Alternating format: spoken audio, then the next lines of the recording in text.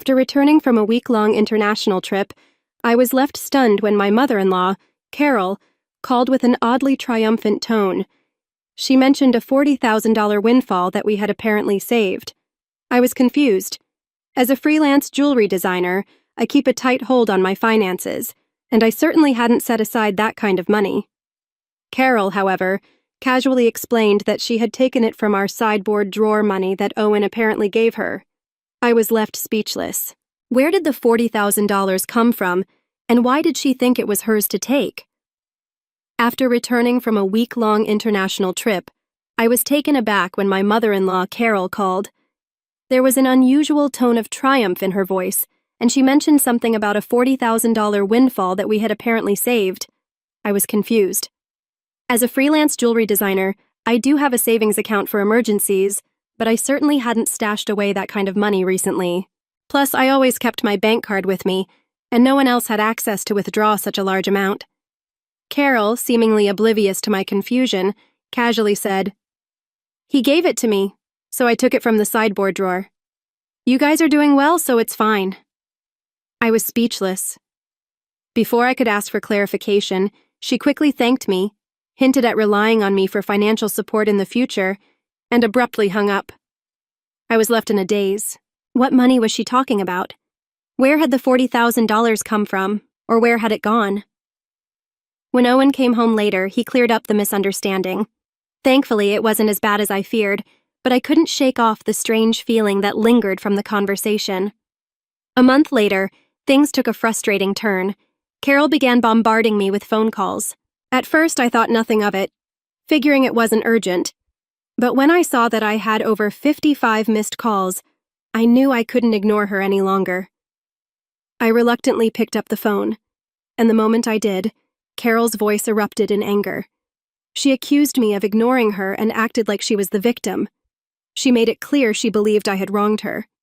But from my perspective, it was the result of her own assumptions. Let me provide some background. My name is Harper, and I'm a 37-year-old freelance jewelry designer. I love my work, but it keeps me extremely busy. My husband, Owen, and I are also trying to start a family, which only adds to the overwhelm of balancing my growing business with personal life. Owen used to work a stable corporate job, but a few years ago, as my business started to take off, he decided to leave his position and join me full-time. His skills and management have been invaluable in helping our business flourish. In the early days of our marriage, my jewelry gigs were sporadic, and we relied on Owen's steady paycheck. But as my designs gained recognition, our roles shifted. Owen now helps me manage everything from contracts to operations. We've even secured partnerships with prestigious international brands, transforming our lives but also bringing new challenges. One of those challenges is dealing with Owen's mother, Carol. She lives alone in the family home and often views our lifestyle through a distorted lens. To her, our hard work and professional obligations look like indulgent luxury. "You two are always living so lavishly. I'm jealous," she often says, misunderstanding the nature of our expenses. For example, as part of my job, I frequently attend high-end product launches and networking dinners with executives. Carol, however, sees these events as leisure outings rather than work obligations. Her jealousy often leads to financial requests. Once she said, "I'm planning to throw a party for my friends soon. Can you give me some money for it?" While it might seem like we could afford such things easily, the reality is that maintaining our business image involves significant costs, and our budget is tightly managed. Despite explaining this to Carol repeatedly, her requests only became more persistent. She would often say things like, "You're always dressed so beautifully and eating at fancy places. I envy you." Her sarcasm and jealousy made it clear she didn't understand the sacrifices behind our apparent success. While I often refused her requests, Tom took a different approach. "If giving her a little money keeps her quiet, then it's worth it," he'd argue. For him, it was easier to offer small financial help to maintain peace, rather than deal with the disruptions or complaints might cause. Unfortunately, this approach only encouraged Carol. Her demands started to escalate over time, and her perception of our financial situation became more unrealistic. Living this way has been a balancing act, not just with our careers, but also with managing family dynamics. While Owen and I work hard to build a successful business and prepare for the future, Carol seems to see us as an endless source of financial support. Little did I know her assumptions would soon lead to even bigger misunderstandings. Recently, Carol expressed a desire for a new dress to wear to an upcoming gathering. She even came over to our place to pester Owen about it. "Wouldn't a two-piece suit work instead?" Owen suggested, trying to steer her towards something more practical. But Carol wasn't having it. She argued that while there might be cheaper options, what she wanted was a high-end outfit. I tried to explain that her choice was unnecessarily expensive, but she immediately countered, saying, "It's a fancy party.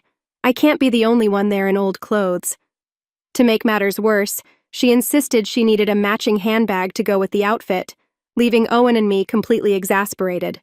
To help manage her frequent requests, Owen had previously set up a credit card in Carol's name for her personal expenses. Initially, she went overboard with her spending, and Owen had to caution her about sticking to reasonable limits. He asked her to let us know before making significant purchases, but Carol continued her pattern of extravagant spending as if the card had no limits. One day, Carol proudly told us, "I discovered an exquisite ring and couldn't resist buying it, but I regret not informing you beforehand. The bill was quite high." This left Owen and me in a tough spot. Her unrestrained spending was becoming unsustainable for us. "If this continues, maybe it's best to take back the card," I suggested to Owen. Even though the card was in Carol's name, Owen was responsible for paying the bills. Carol seemed to view the card as a bottomless resource, not understanding that every purchase had to be paid for out of our pockets. Recognizing the need for better control, Owen decided to set a spending limit on her card to curb her expenses. This did not sit well with Carol. One day, she stormed into our house, visibly upset. "What the heck is going on? I couldn't pay for my shopping yesterday. Why did you limit my card?" she demanded. We explained that her excessive spending was putting a strain on our finances, and setting a limit was necessary to manage it. "But it's still enough for your needs, right?" Owen asked, trying to maintain peace. Carol was unimpressed. "You two still dress up, go to fancy places, and spend money on all sorts of things. How is what I'm doing any different?" she argued. She saw our professional obligations, like attending product launches and high-profile events, as nothing more than fun and leisure. "It's part of our job, Carol," I tried to explain. "If that's a job, then what I'm doing isn't any different," she snapped. "It's unfair that you two get to enjoy all the fun while I'm left behind." Her misunderstanding of our work only made the situation more frustrating. Although our business often required attending glamorous events, these weren't mere social outings. They were vital for building relationships and maintaining our professional image. Despite Carol's occasional protests, we decided to set a limit on her credit card, which helped ease tensions for a while. She still visited and complained to Owen about feeling left out, but things seemed more manageable overall. As the year progressed, an exciting opportunity arrived that could change the trajectory of my career. A prominent foreign brand reached out with a proposal to expand our business by relocating overseas. The prospect was exhilarating. It could elevate my career as a jewelry designer and potentially position me as one of the top designers in the industry. Owen, always supportive and forward-thinking, encouraged me to seize the opportunity. "This is a chance we can't pass up," he said enthusiastically. We both agreed that moving abroad was the best decision for our business and our future. However, one concern loomed over our excitement: Carol. Given her past behavior, we feared she would insist on coming with us. The thought of managing her expectations while adjusting to life in a new country seemed overwhelming. When we finally broke the news to her that we were planning to move overseas, her reaction was exactly what we had anticipated. "I want to come too," she exclaimed, assuming our move was simply an extended vacation. Owen tried to explain gently, "We're moving for work, Carol. It won't be like a holiday." But Carol, ever skeptical, shot back, "You're trying to trick me. You plan to live more lavishly there, and you don't want me to see it." Her response left us speechless. As excited as we were about this new chapter, it was clear that managing Carol's unrealistic expectations would be a significant challenge. Carol continued to insist we were lying about our intentions to move. "You're not moving there permanently," she declared. "You'll come back after your work is done." I tried to reassure her. "That's true, we're not staying forever. We'll return after our project is finished," hoping to ease her anxiety. But Carol wasn't buying it. "You're just saying that to calm me down. You're planning to leave me behind, aren't you?" she snapped, her voice dripping with suspicion. Owen and I were exhausted from the endless back and forth, so he suggested a compromise. "Okay, we can't take you with us, but how about we pay for a week-long trip for you instead?" Carol's demeanor shifted instantly. "Really? Are you sure?" she asked, her face lighting up. "We'll cover your flight and hotel, but you'll have to manage your other expenses," Owen clarified. Carol seemed satisfied with the arrangement, and for a brief moment, we thought the issue was settled. But peace was short-lived. A few days later, while Owen was busy finalizing arrangements for the move, Carol showed up unannounced. "Hey, Harper, I've been thinking. I want to shop over there too. Can you give me some money for that?" she asked, her eyes hopeful. "What about the card Owen gave you?" I asked, knowing she already had a credit card for personal expenses. Her face fell. "Well, Owen took it away from me the other day," she confessed. It turned out that Owen had confiscated the card after Carol had overspent once again. With the added complication of international currency rates, he had decided it was best to cut off her access altogether. "I don't have that kind of money on hand," I told her firmly. "I can't give you anything without Owen's approval." "Can you ask him?" she insisted, frustration building in her voice. "It's no use asking him. That's why I'm coming to you," she pressed, raising her voice. But I held my ground. Despite her persistence, I couldn't give her what she wanted. Eventually, Carol went on her 12-day trip abroad. I assumed Owen had somehow managed to fund it, although he hadn't shared the details with me. When she returned, she called me, her voice brimming with excitement. "I'm back! It was amazing! I had so much fun!" she gushed, sharing stories of sightseeing and fancy dinners. Without me even asking, she continued, "Oh, and I bought so many souvenirs that I couldn't fit them in my suitcase. I had them shipped here instead. I can't wait for them to arrive." "That's nice," I replied, keeping my tone neutral despite feeling overwhelmed by her enthusiasm. "Thanks to the money you saved up, I had a blast," she exclaimed, catching me off guard. "Saved up money? What are you talking about?" I asked, alarmed. I had no recollection of setting aside money for her.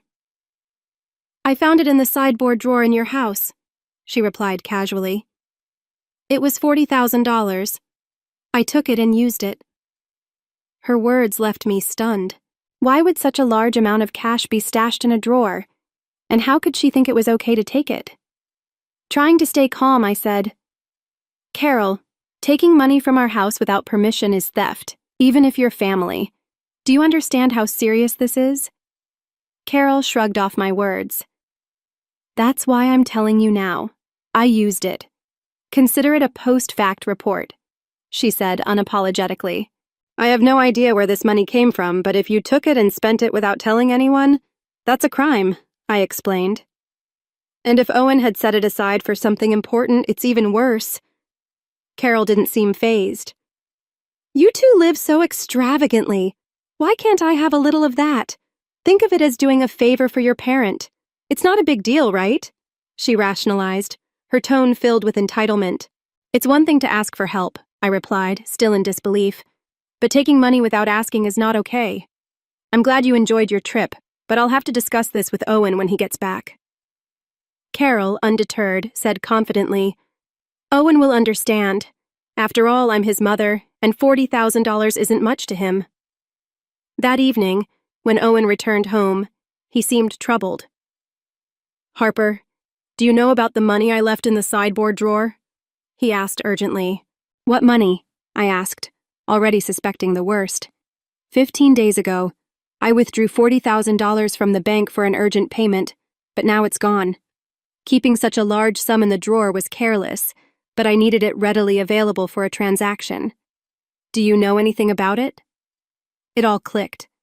Carol's earlier call, her stories about the trip, and her casual mention of taking money. It was Owen's money she had spent. "Owen," I said. "Carol called me today to thank us for $40,000 and said she had a great time on her trip. I didn't understand what she meant until now." Owen's expression shifted from confusion to frustration as he realized what had happened. "She took the money?" he asked, his voice filled with disbelief. The situation had escalated far beyond the usual family drama, and we both knew it wasn't going to be easy to resolve. I sat down, trying to make sense of everything that had just unfolded. Owen had told me the $40,000 Carol had taken was his, but I still couldn't wrap my head around why it was withdrawn in cash. "Owen, why did you withdraw such a large sum of cash? We usually handle payments through bank transfers, especially for the business. Why the sudden shift to cash?" I asked, still confused by the situation. Owen let out a weary sigh, clearly drained. After I reduced the limit on Carol's credit card, she started secretly borrowing money from multiple sources: consumer finance cards, credit cards, and even one she opened without telling us. When I found out how much debt she'd racked up, I took all her cards away to stop her from spiraling further. I withdrew the cash to pay off her debts directly, bypassing the bank so our business accounts wouldn't get affected. I wanted to handle it quietly, especially since we're moving abroad and won't be able to manage things for her anymore, he explained. He paused, looking conflicted. I intended for this to be a way of wrapping things up before we left, but Carol didn't use the money for that. She blew it all on her trip. Hearing this, a wave of anger and frustration hit me. Owen's intentions had been good. He was trying to help Carol get back on track, but her actions had completely undermined his efforts. As the weeks went by, we focused on preparing for our overseas move, but Carol's calls grew more frequent and impossible to ignore. When I finally answered one of her calls, I could hear the desperation in her voice. "Why haven't you been answering me? I've tried so many times," she cried, her voice quivering. "I'm sorry, Carol. I've been busy with packing for the move. What's going on?" I tried to stay calm, unsure of what to expect. "It's everything, Harper. They're asking for payments every day. It's too much," she confessed, almost breaking down. "Have you contacted Owen about this?" I asked, hoping she'd gone to him first. "He's blocking me. I can't get through to him at all. Harper, you're my only hope now. Please help me," she pleaded. In that moment, I realized how deep Carol's financial mess had gotten. With Owen refusing to engage and cutting off her access to money, she was turning to me as her last hope. The situation was more tangled than I had imagined. When Owen returned home, I filled him in on Carol's desperate pleas. He listened quietly, his face a mix of exhaustion and resignation. "I tried to sort this out before we left, Harper, but she wasted the chance I gave her. That money was meant to clear her debts, and instead, she used it for a luxury vacation. What else am I supposed to do?" His frustration was palpable, but I still felt uneasy about cutting her off completely. With our business expansion underway and our financial resources already stretched thin, we couldn't afford to take on Carol's burden, especially after she had misused the money we had given her. Despite the guilt that lingered, I followed Owen's lead and blocked her number, focusing on our move.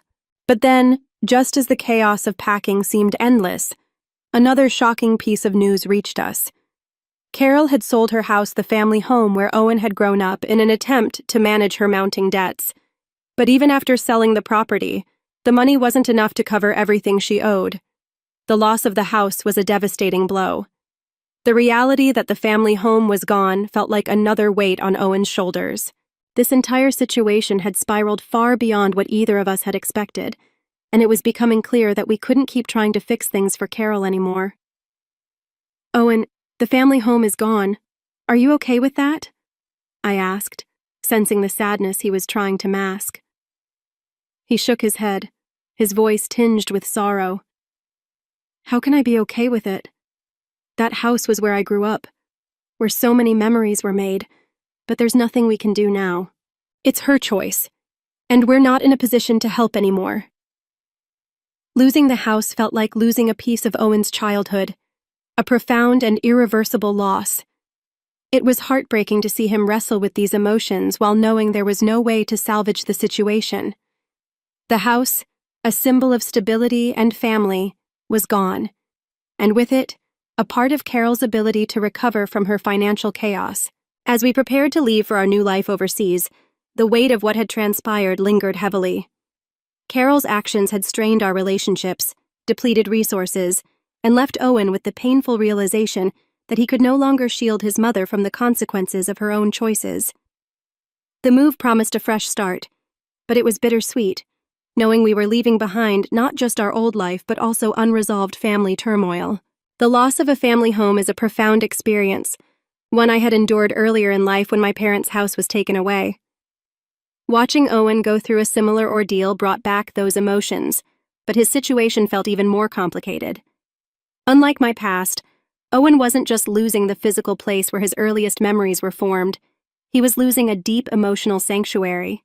To make it harder, his mother Carol was still alive, a painful reminder of the circumstances that led to this loss. Describing the loss of a family home is difficult, as it's more than just a structure made of bricks and wood. It's about the sense of security and the comfort of knowing there's always a place to return to a constant amidst life's inevitable changes. The house becomes a repository of memories, history, and identity, something that Owen could no longer hold on to. The absence of this familiar anchor weighed heavily on both of us as we prepared to step into a new chapter of our lives, far away in a different country.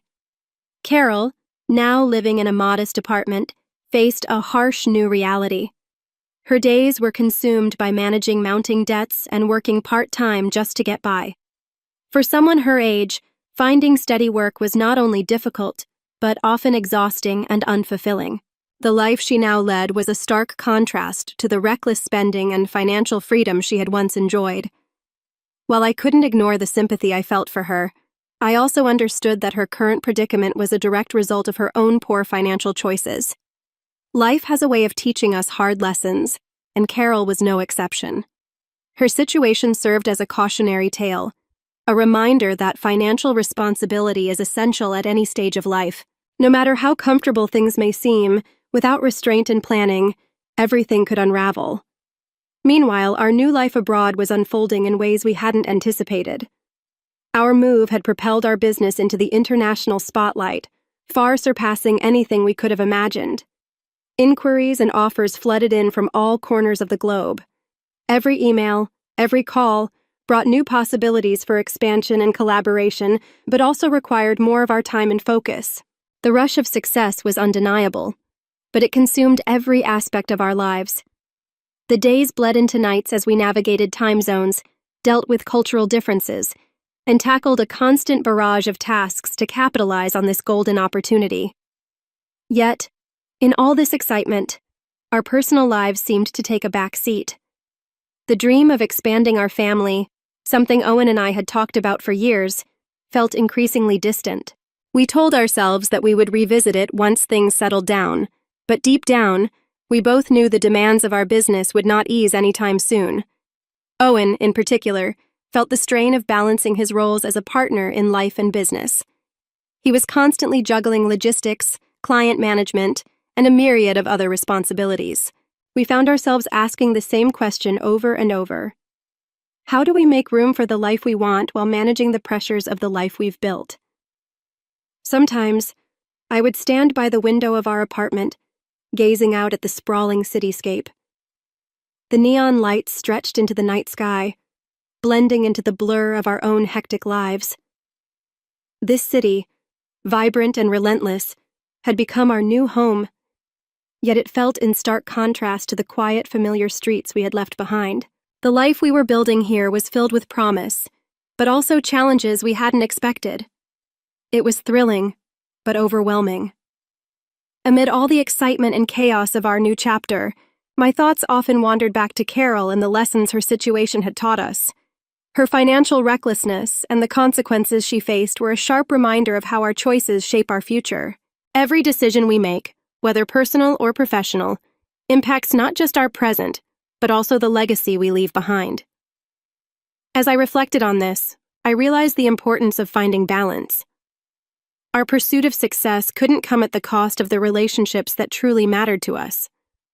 While our business achievements brought us pride, they were not the sole markers of a meaningful life. Owen and I made a vow to approach this chapter with mindfulness, balancing our ambitions with our personal well-being. After all, true success isn't just about reaching the top. It's about the journey and the people we share it with. Is it worth all the sacrifices we've made for success if it costs us everything we once valued, including the relationships that should matter most? After months of escalating tension and Carol's continuous financial manipulation, Owen and I finally reached a breaking point. We tried to help her, but her reckless actions led to the loss of the family home, further straining our relationship with her. Now, in a new country with a thriving business, Owen and I are faced with a similar question. Can we maintain balance in our lives without losing ourselves to our ambitions? The pain of losing Carol's trust and seeing her struggle serves as a cautionary reminder of the consequences of our choices. From the perspective of personal responsibility, the situation with Carol has been a profound learning experience. Her financial recklessness not only affected her, but also reverberated through our family, leading to strained relationships and, ultimately, the loss of her home. While it's heartbreaking to see her facing the consequences, it's clear that Carol's choices were the driving force behind her downfall. This has led Owen and me to reassess our own actions. Our business is thriving, but at what cost? We must balance ambition with empathy and ensure that our success doesn't come at the expense of the relationships we've built. Is it possible to achieve our dreams without losing the things that truly matter, like family, love, and the integrity of our personal lives? How do you balance your professional ambitions with your personal relationships? Have you ever been in a situation where success came at a cost? Share your thoughts below and don't forget to like and subscribe to stay updated on our journey toward finding that balance.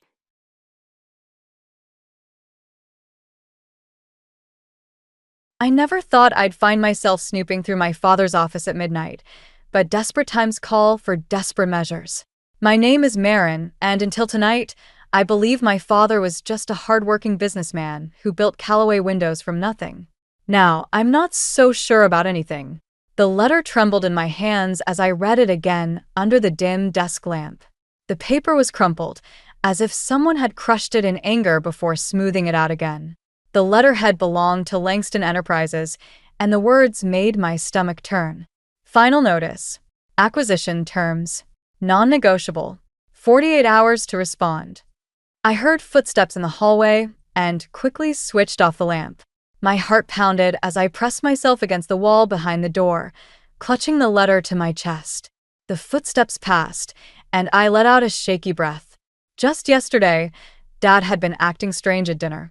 Mom kept trying to get him to eat, but he just pushed his food around the plate. When she mentioned the upcoming charity gala, he knocked over his wine glass. I'd never seen him so distracted. Everything's fine, he'd insisted, mopping up the red wine with his napkin. Just busy with work. But everything wasn't fine. The letter proved that. Someone named Victor Langston was trying to take over our company, and from the tone of the letter, he wasn't playing nice. My phone buzzed in my pocket, making me jump. It was a text from my best friend Simone. "Did you find anything?" I started typing a response when voices drifted up from downstairs. I crept to the office door and listened. "Eli, be reasonable." The voice was unfamiliar, deep and commanding. "You're only prolonging the inevitable. Get out of my house, Victor." My father's voice shook with anger. "It's midnight, for God's sake. Time is running out, old friend. Think about your family." The threat in those words was unmistakable. I pulled out my phone and started recording, my hands trembling. "We were never friends," my father spat. "You've been planning this for years, haven't you? Business is business. Nothing personal." Victor's laugh was cold. "Though I must say, your daughter's graduation party last month was lovely. Marin's grown into quite a remarkable young woman." My blood ran cold. I remembered him now, the tall man with steel-gray hair who'd watched me all evening. His son Asher had tried to chat me up at the bar, all perfect teeth and designer suits. "Leave my daughter out of this." Dad's voice had dropped to a dangerous whisper. "Oh, but she's already involved, Eli. More than you know. Footsteps headed toward the front door. I heard it open and close, followed by the sound of a car engine starting. I waited until I was sure Victor was gone before slipping out of the office. At the top of the stairs, I could see my father standing in the foyer, his shoulders slumped. He looked older than I'd ever seen him. Mom appeared from the kitchen, wrapping her robe tighter around herself. Eli? Who was that at this hour? No one, Ruth. Go back to bed. I watched them both retreat to their bedroom, the letter still clutched in my hand. Whatever was happening, Dad wasn't going to tell us. He was trying to protect us, but from what? One thing was clear. Victor Langston was a threat to everything my family had built. And somehow, I was part of his plan. I pulled out my phone and texted Simone back. Found more than I bargained for. Meet me tomorrow. Early. Sleep wasn't coming tonight. I had 48 hours to figure out how to save my family's company, and I had a feeling Victor Langston wasn't going to make it easy. I met Simone at our usual coffee spot at 7 the next morning, dark circles under my eyes matching hers. She was already waiting with 2 large coffees and a concerned expression. You look like hell, she said, sliding 1 cup toward me. Thanks. You should see the other guy. I pulled out the crumpled letter and handed it to her. As she read, her eyes widened. Halisit, Naren. This is serious. Have you talked to your dad? Before I could answer, my phone buzzed. Dad's face appeared on the screen. I showed it to Simone and took a deep breath before answering. Where are you? His voice was tight, controlled. The letter from my office. Did you take it? Yes. No point lying. Dad, I heard everything last night. Victor Langston. Come to the office. Now. He hung up. Simone raised an eyebrow. Want me to come with? No, but keep your phone on. If I'm not out in an hour, send help. I tried to smile, but it felt more like a grimace. The Callaway Windows headquarters wasn't much, just 3 floors and a modest office building downtown. But it was home. I'd spent countless afternoons doing homework in the break room, learning every employee's name, watching Dad build something real. When I reached his office, I found him standing at the window, hands clasped behind his back. He looked like he hadn't slept either. Sit down, Maren. I remained standing. Why didn't you tell me about Victor Langston? Because it's not your problem to solve. He turned, his expression softening. You just graduated. You should be thinking about your future, not. This is my future. I stepped forward, placing the letter on his desk. Our company, our family's legacy. You can't shut me out of this. I'm handling it. Really? Because from what I heard last night, you're running out of time. I leaned forward. What does he have on you, Dad? A muscle twitched in his jaw. You need to stay away from Victor Langston. He's dangerous. So are we, when someone threatens our family. The words came out fiercer than I intended. Dad's phone rang, making us both jump. He glanced at the screen, and his face went pale. Go home, Maren. Please. No. I crossed my arms. Whatever this is, we face it together. The phone kept ringing. Dad closed his eyes for a moment, then answered on speaker. Victor. Good morning, Eli. Victor's smooth voice filled the room. I trust you've had time to consider my offer? The answer is still no. Shame. I was just telling my son Asher about your lovely daughter. He's quite taken with her, you know. Perhaps we could discuss this over dinner? Both families breaking bread together. I felt sick. The way he'd watched me at my graduation party suddenly made horrible sense. Dad's knuckles were white around the phone. Leave my daughter out of this. Oh, but she's already involved. Aren't you, Maren? My blood ran cold. He knew I was here. In fact, Victor continued, I can see her right now, standing in your office, wearing that charming blue sweater. Dad and I both turned to the window. Across the street, on the top floor of the glass office building, a figure stood at the window. Even from this distance, I could make out Victor's satisfied smile. 44 hours left, Eli. Tick-tock. The line went dead. Dad slumped into his chair, looking defeated. Now you see why I wanted to protect you. I stared at Victor's silhouette, still watching us from his perch. Something hot and determined unfurled in my chest. You can't protect me forever, Dad. And right now, you need help. I turned to face him. Tell me everything. What does Victor Langston really want? Dad looked at me for a long moment, then opened his desk drawer and pulled out a thick file. It started 25 years ago, he began. Before you were born. The story he told next would change everything I thought I knew about our family and about Victor Langston's true motives. The Langston mansion loomed before me, all stone and glass and old money. I hadn't planned on coming here, but after Dad's revelation about Victor's past connection to our family, I needed answers. The security guard at the gate barely glanced at my ID before waving me through. They were expecting me. Victor Langston stood in his study doorway, a crystal tumbler in his hand. Marin Calloway. I was wondering when you'd come. You've been watching our office. I kept my voice steady, though my heart hammered. Why? He gestured for me to enter. The study was all dark wood and leather, reeking of power and privilege. A chess set sat on his desk, a game in progress. Do you play? He moved to the board. I didn't come here to play games. Didn't you? His smile was sharp. Your father taught you chess, I assume? He was quite good, back when we were partners. That stopped me cold.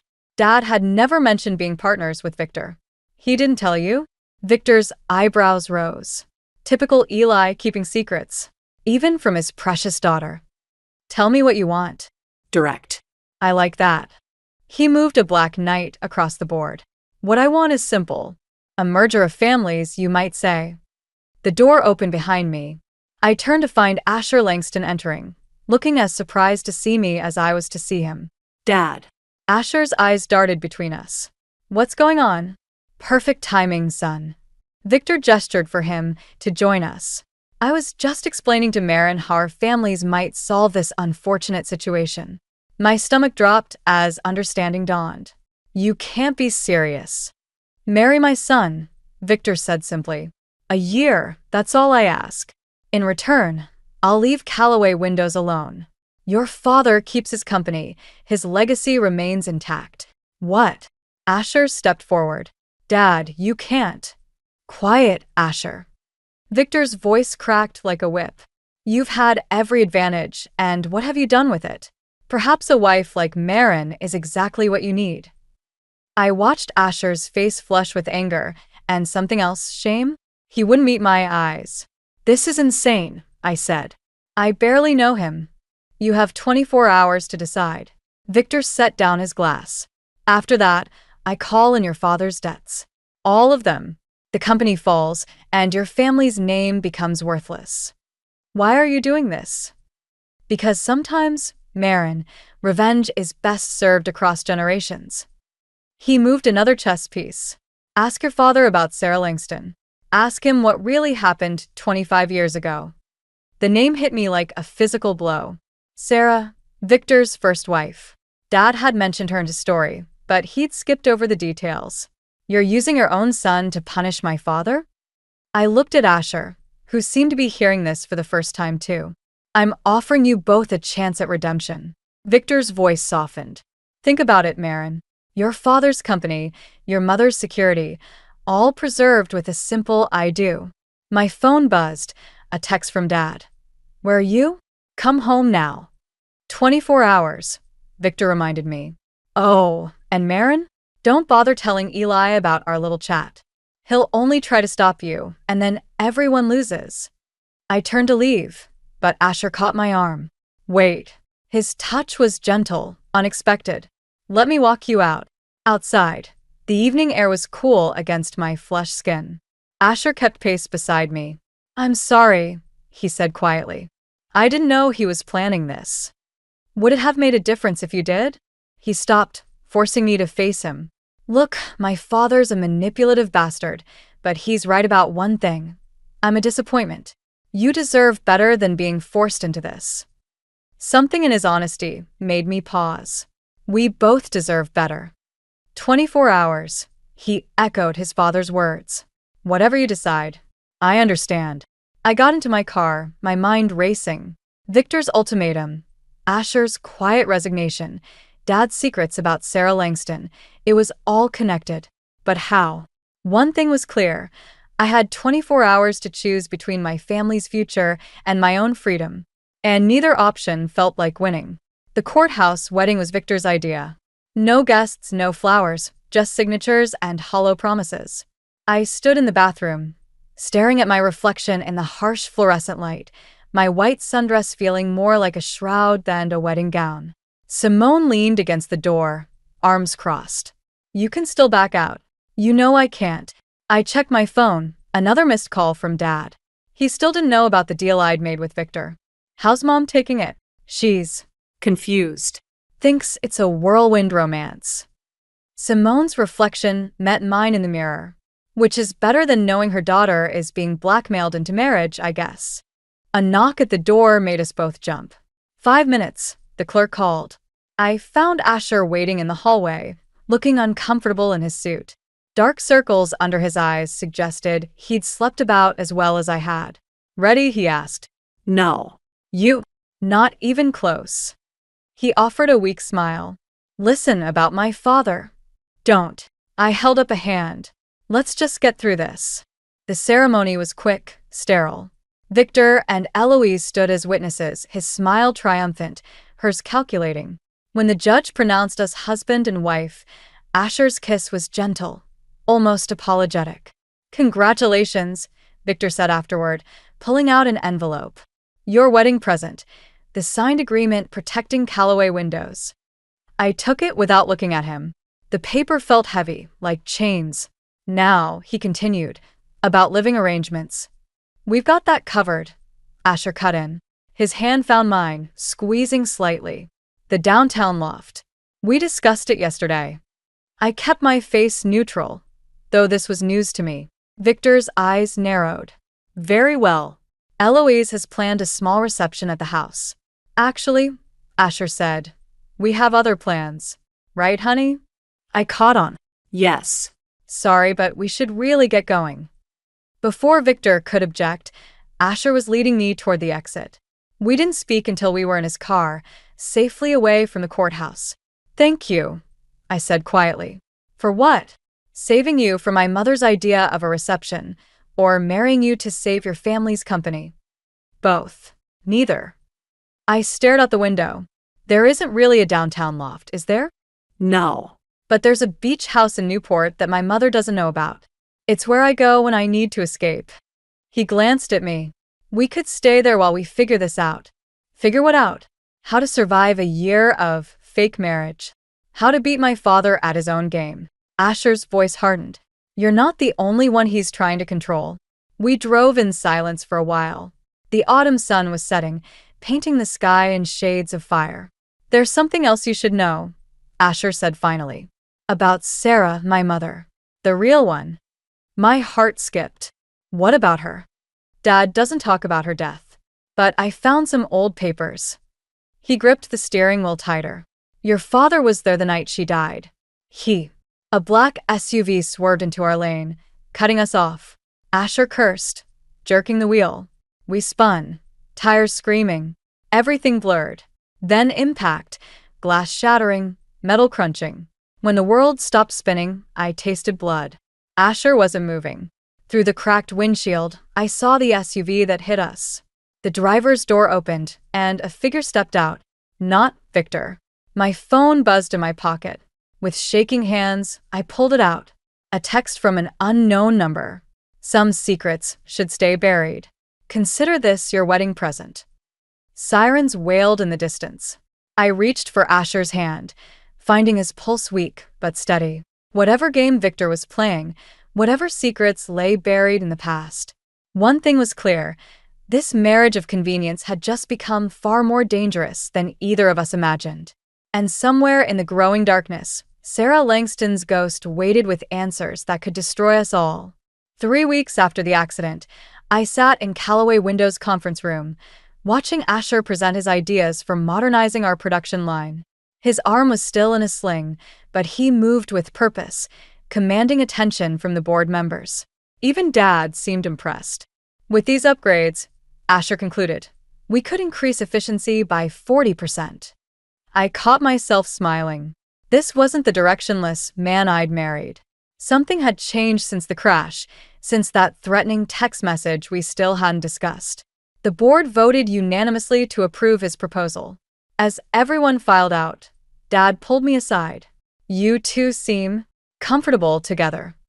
His eyes searched mine. "Is there something you're not telling me?" Before I could respond, Eloise Langston appeared in the doorway. "Marin, dear. Lunch." It wasn't really a question. I followed her to an upscale restaurant, where she ordered wine before menus arrived. "You've done well with Asher," she said, studying me over her glass. "Victor's, please. I haven't done anything. Don't be modest." 3 weeks of marriage, and suddenly my stepson's showing actual business acumen. Her smile didn't reach her eyes. "But there's something you should know about Sarah." My hand froze on my water glass. "What about her?" "She had secrets too. About your father." Eloise's voice dropped. "About the night she died. Victor keeps the police report in his safe, along with some interesting photographs." "Are you threatening me?" "Warning you. Victor's playing a longer game than you realize." She pulled out an envelope. "These are copies. Consider them a gift from one wife to another." I took the envelope, my fingers trembling slightly. "Why are you helping me?" "Who says I am?" Eloise stood, leaving cash for the untouched lunch. Sometimes the cruelest thing you can do is tell someone the truth. Back at the office, I found Asher waiting in my doorway. "Everything okay? You look pale." I showed him the envelope. "Your stepmother has quite a way with lunch conversation." We spread the contents across my desk. Police reports, photographs, newspaper clippings. Sarah Langston's death had been ruled an accident, a fall from the balcony of Victor's office. But the photos told a different story. "Dad," I whispered, staring at an image of my father leaving the building that night, his hands bloody. "There's more." Asher held up a document. "Sarah was pregnant when she died. The dates." He swallowed hard. "She was having an affair." My phone buzzed. Another text from the unknown number. "Ask your father about the baby. Time's running out." Asher's hand covered mine. "We need to talk to Eli." No. I gathered the papers quickly. "Not yet. First, we need to." "Marin." Nolan Reed appeared in the doorway, his face grave. "Your father's collapsed. He's being taken to Memorial Hospital." Everything after that became a blur. The rush to the hospital. Mom's tearful phone call. The doctor's careful explanations about stress and heart conditions. In Dad's hospital room, machines beeped steadily. He looked smaller somehow, vulnerable. Mom had gone for coffee, leaving me alone with him. "I know about Sarah," I said quietly. "About the baby." His eyes fluttered open. "Marin, was it yours?" The words felt like glass in my throat. No. His voice was weak, but clear. "But I helped her hide it from Victor. She was going to leave him that night, take Asher and run. I gave her money, arranged everything. But Victor?" He coughed. "Victor found out. The blood in the photos?" I tried to save her. Got there too late. Tears slid down his face. "Victor made it look like an accident. Said he'd destroy everything I built if I ever told anyone. But the baby was his brother's." The monitor's beeping increased. A nurse rushed in, ushering me out. In the hallway, I found Asher waiting. "I heard everything," he said softly. "Your uncle, did you know?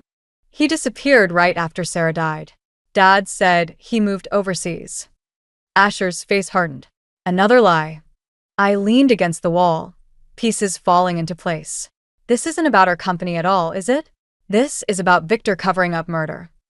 And now we have proof." Asher took my hand. "Question is, what do we do with it?" The answer would change everything if we lived long enough to use it. Dad's condition stabilized, but the company was falling apart.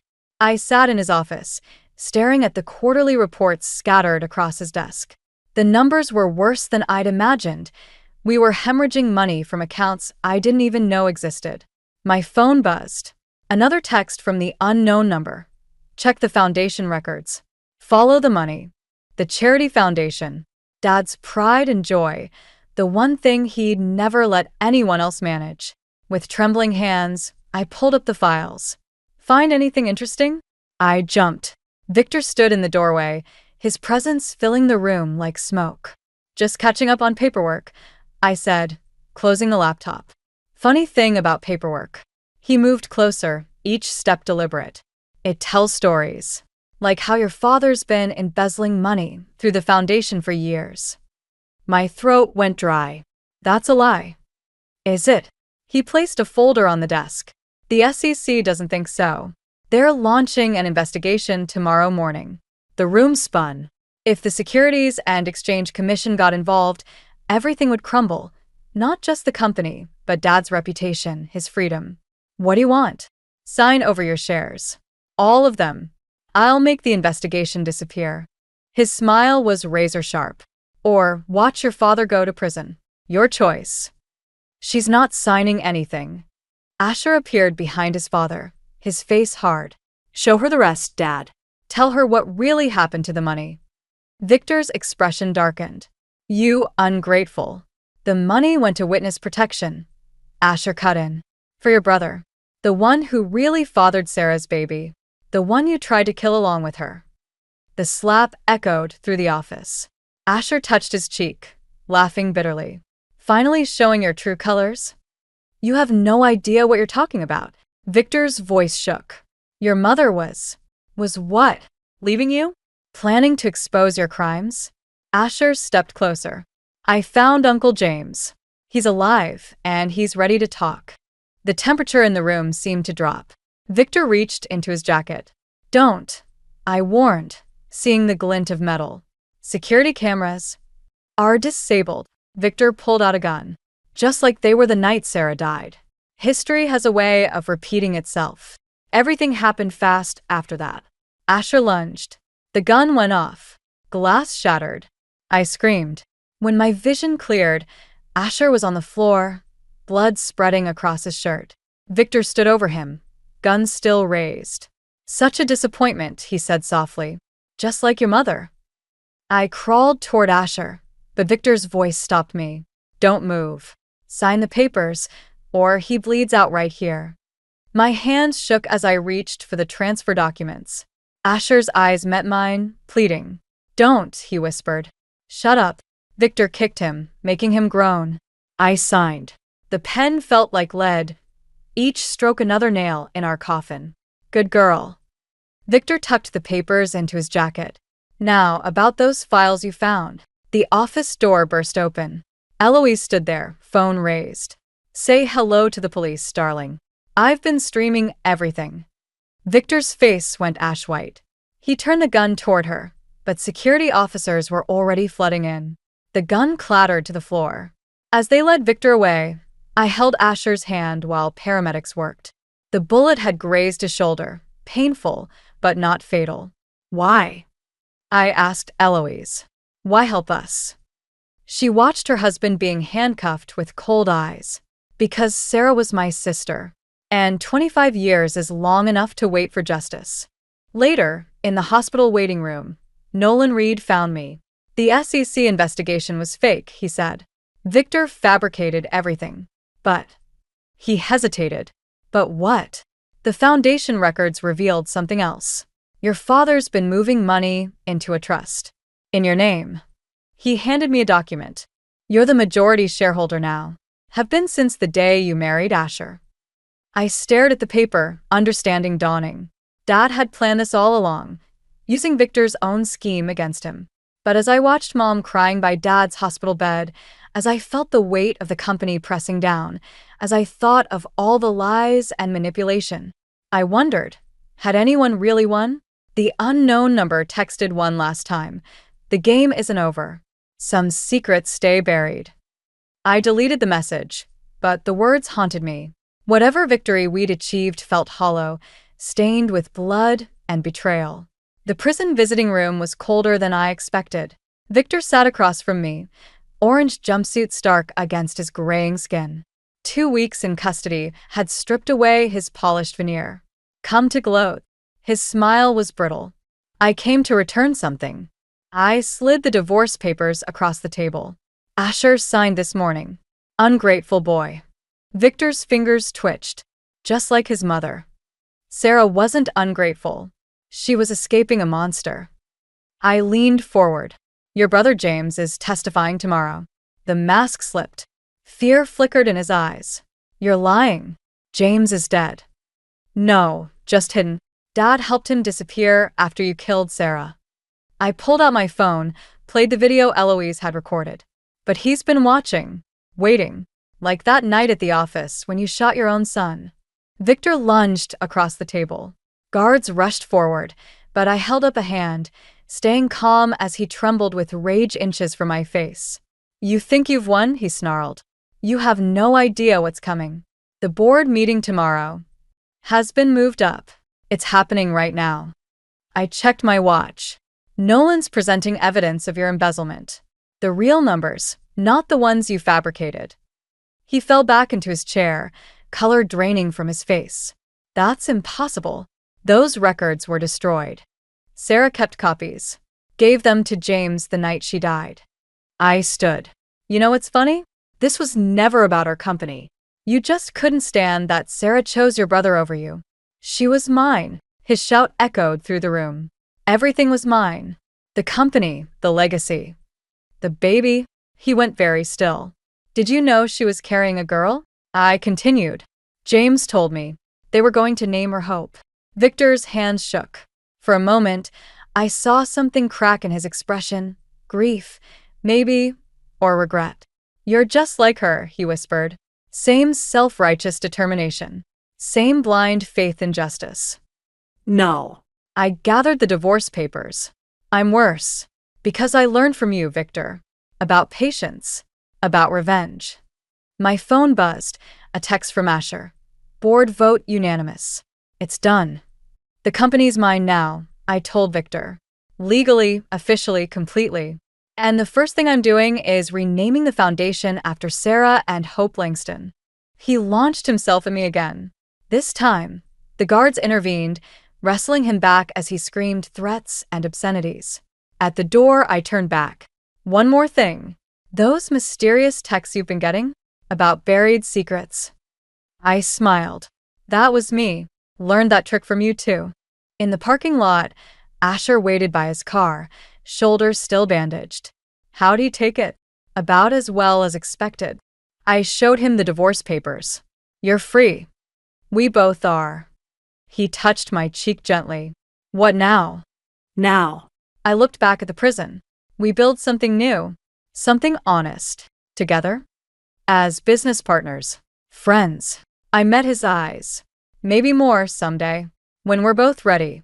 My phone buzzed again. Dad, being released from the hospital today.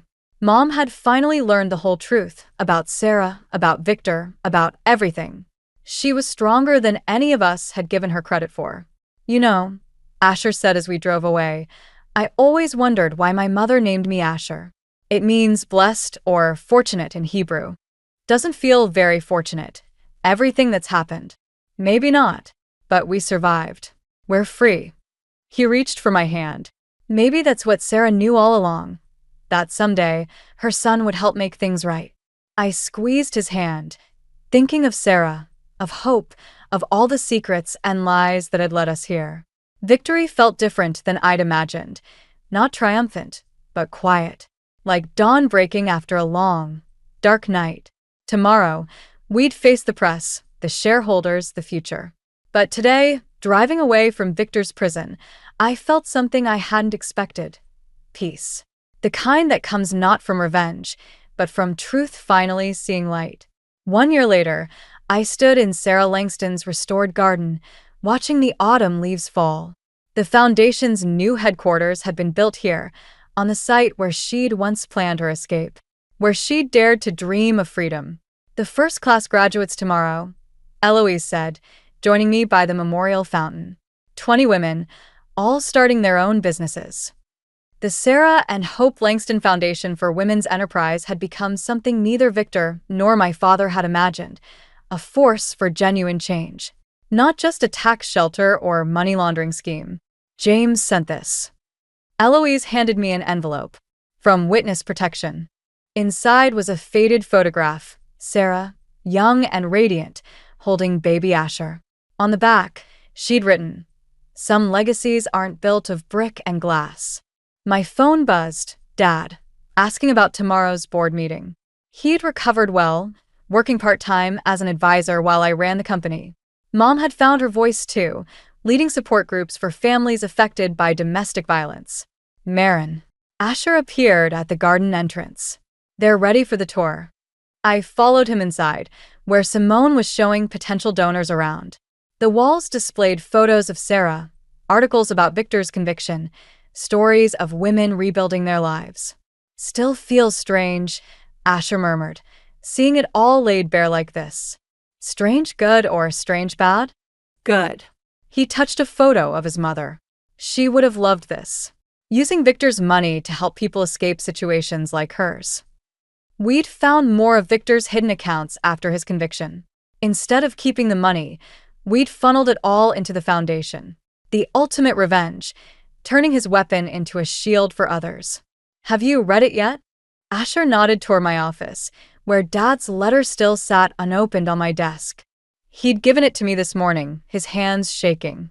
"I wrote this the day Victor first threatened us," he'd said, "when I knew I had to make a choice. Now, in my office, I finally broke the seal. Dearest Marin, by the time you read this, you'll understand why I pushed you toward Victor's orbit.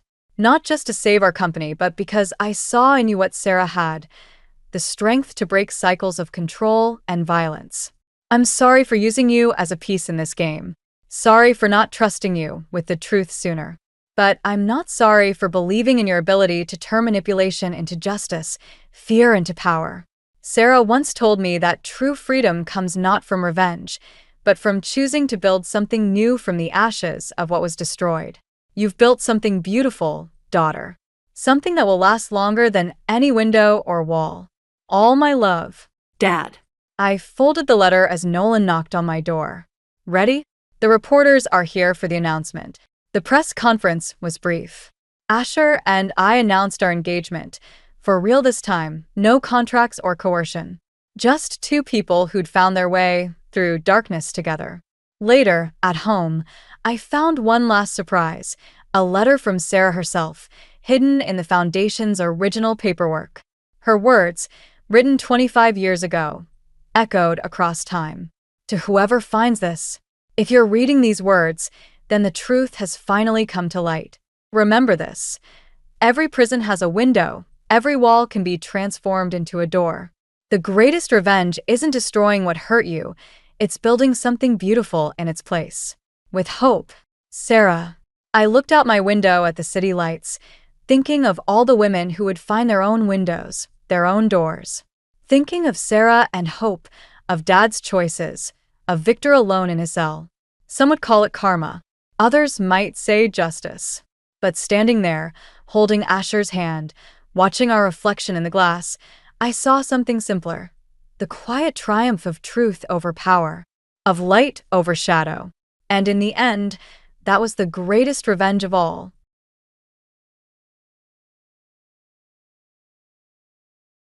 I never wanted to be the family disappointment, but standing in the grand ballroom of the university's annual donor gala, wearing a dress that screamed rebellion against everything the Mercer name stood for, I knew I'd finally crossed the line. My name is Lila, and this is how I burned my perfect family to the ground. "For God's sake, Lila," my mother hissed, her manicured fingers digging into my arm as she pulled me behind a marble column. "What were you thinking, showing up like this?" I glanced down at my thrifted bohemian dress, its vibrant patterns a stark contrast to the sea of black cocktail dresses and pearls surrounding us. The disapproving whispers from my father's colleagues had followed me since I walked in. "I was thinking I'd wear something that actually represents who I am," I said, meeting her panicked gaze. Instead of pretending to be Cora's carbon copy. The mention of my twin sister made my mother's face tighten. Across the room, Cora stood perfectly poised beside our father. Her designer dress and practiced smile making her look like she'd stepped out of a country club catalog. The golden child doing what she did best, making the rest of us look worse by comparison. "Your father's department chair is here," my mother said, smoothing her own impeccable dress. "The board members, the donors, do you have any idea how this reflects on him?" On all of us. Before I could respond, my father's commanding voice cut through the ambient chatter. Helen? Lila? A word, please. The crowd parted as Professor Walter Mercer strode toward us, his university medal glinting under the chandeliers. His smile was perfect, practiced, and absolutely terrifying. Would you care to explain, he said quietly, why my youngest daughter looks like she raided a thrift store? Actually, I did raid a thrift store, I said. And I'm only younger by 4 minutes. His jaw clenched. This isn't a joke, Lila. We have standards to maintain. A reputation. Your reputation, I interrupted. Not mine. A few nearby guests pretended not to watch our family drama unfolding. I caught sight of Cora, still maintaining her picture-perfect pose, though her eyes betrayed a flash of something, envy, fear, before she looked away. Perhaps, my father said, his voice dropping even lower, it's time we discussed your continued presence at the gallery. My heart stopped. The small art gallery where I worked, my one piece of freedom, my escape from the suffocating world of academia and expectations, dangled before me like bait.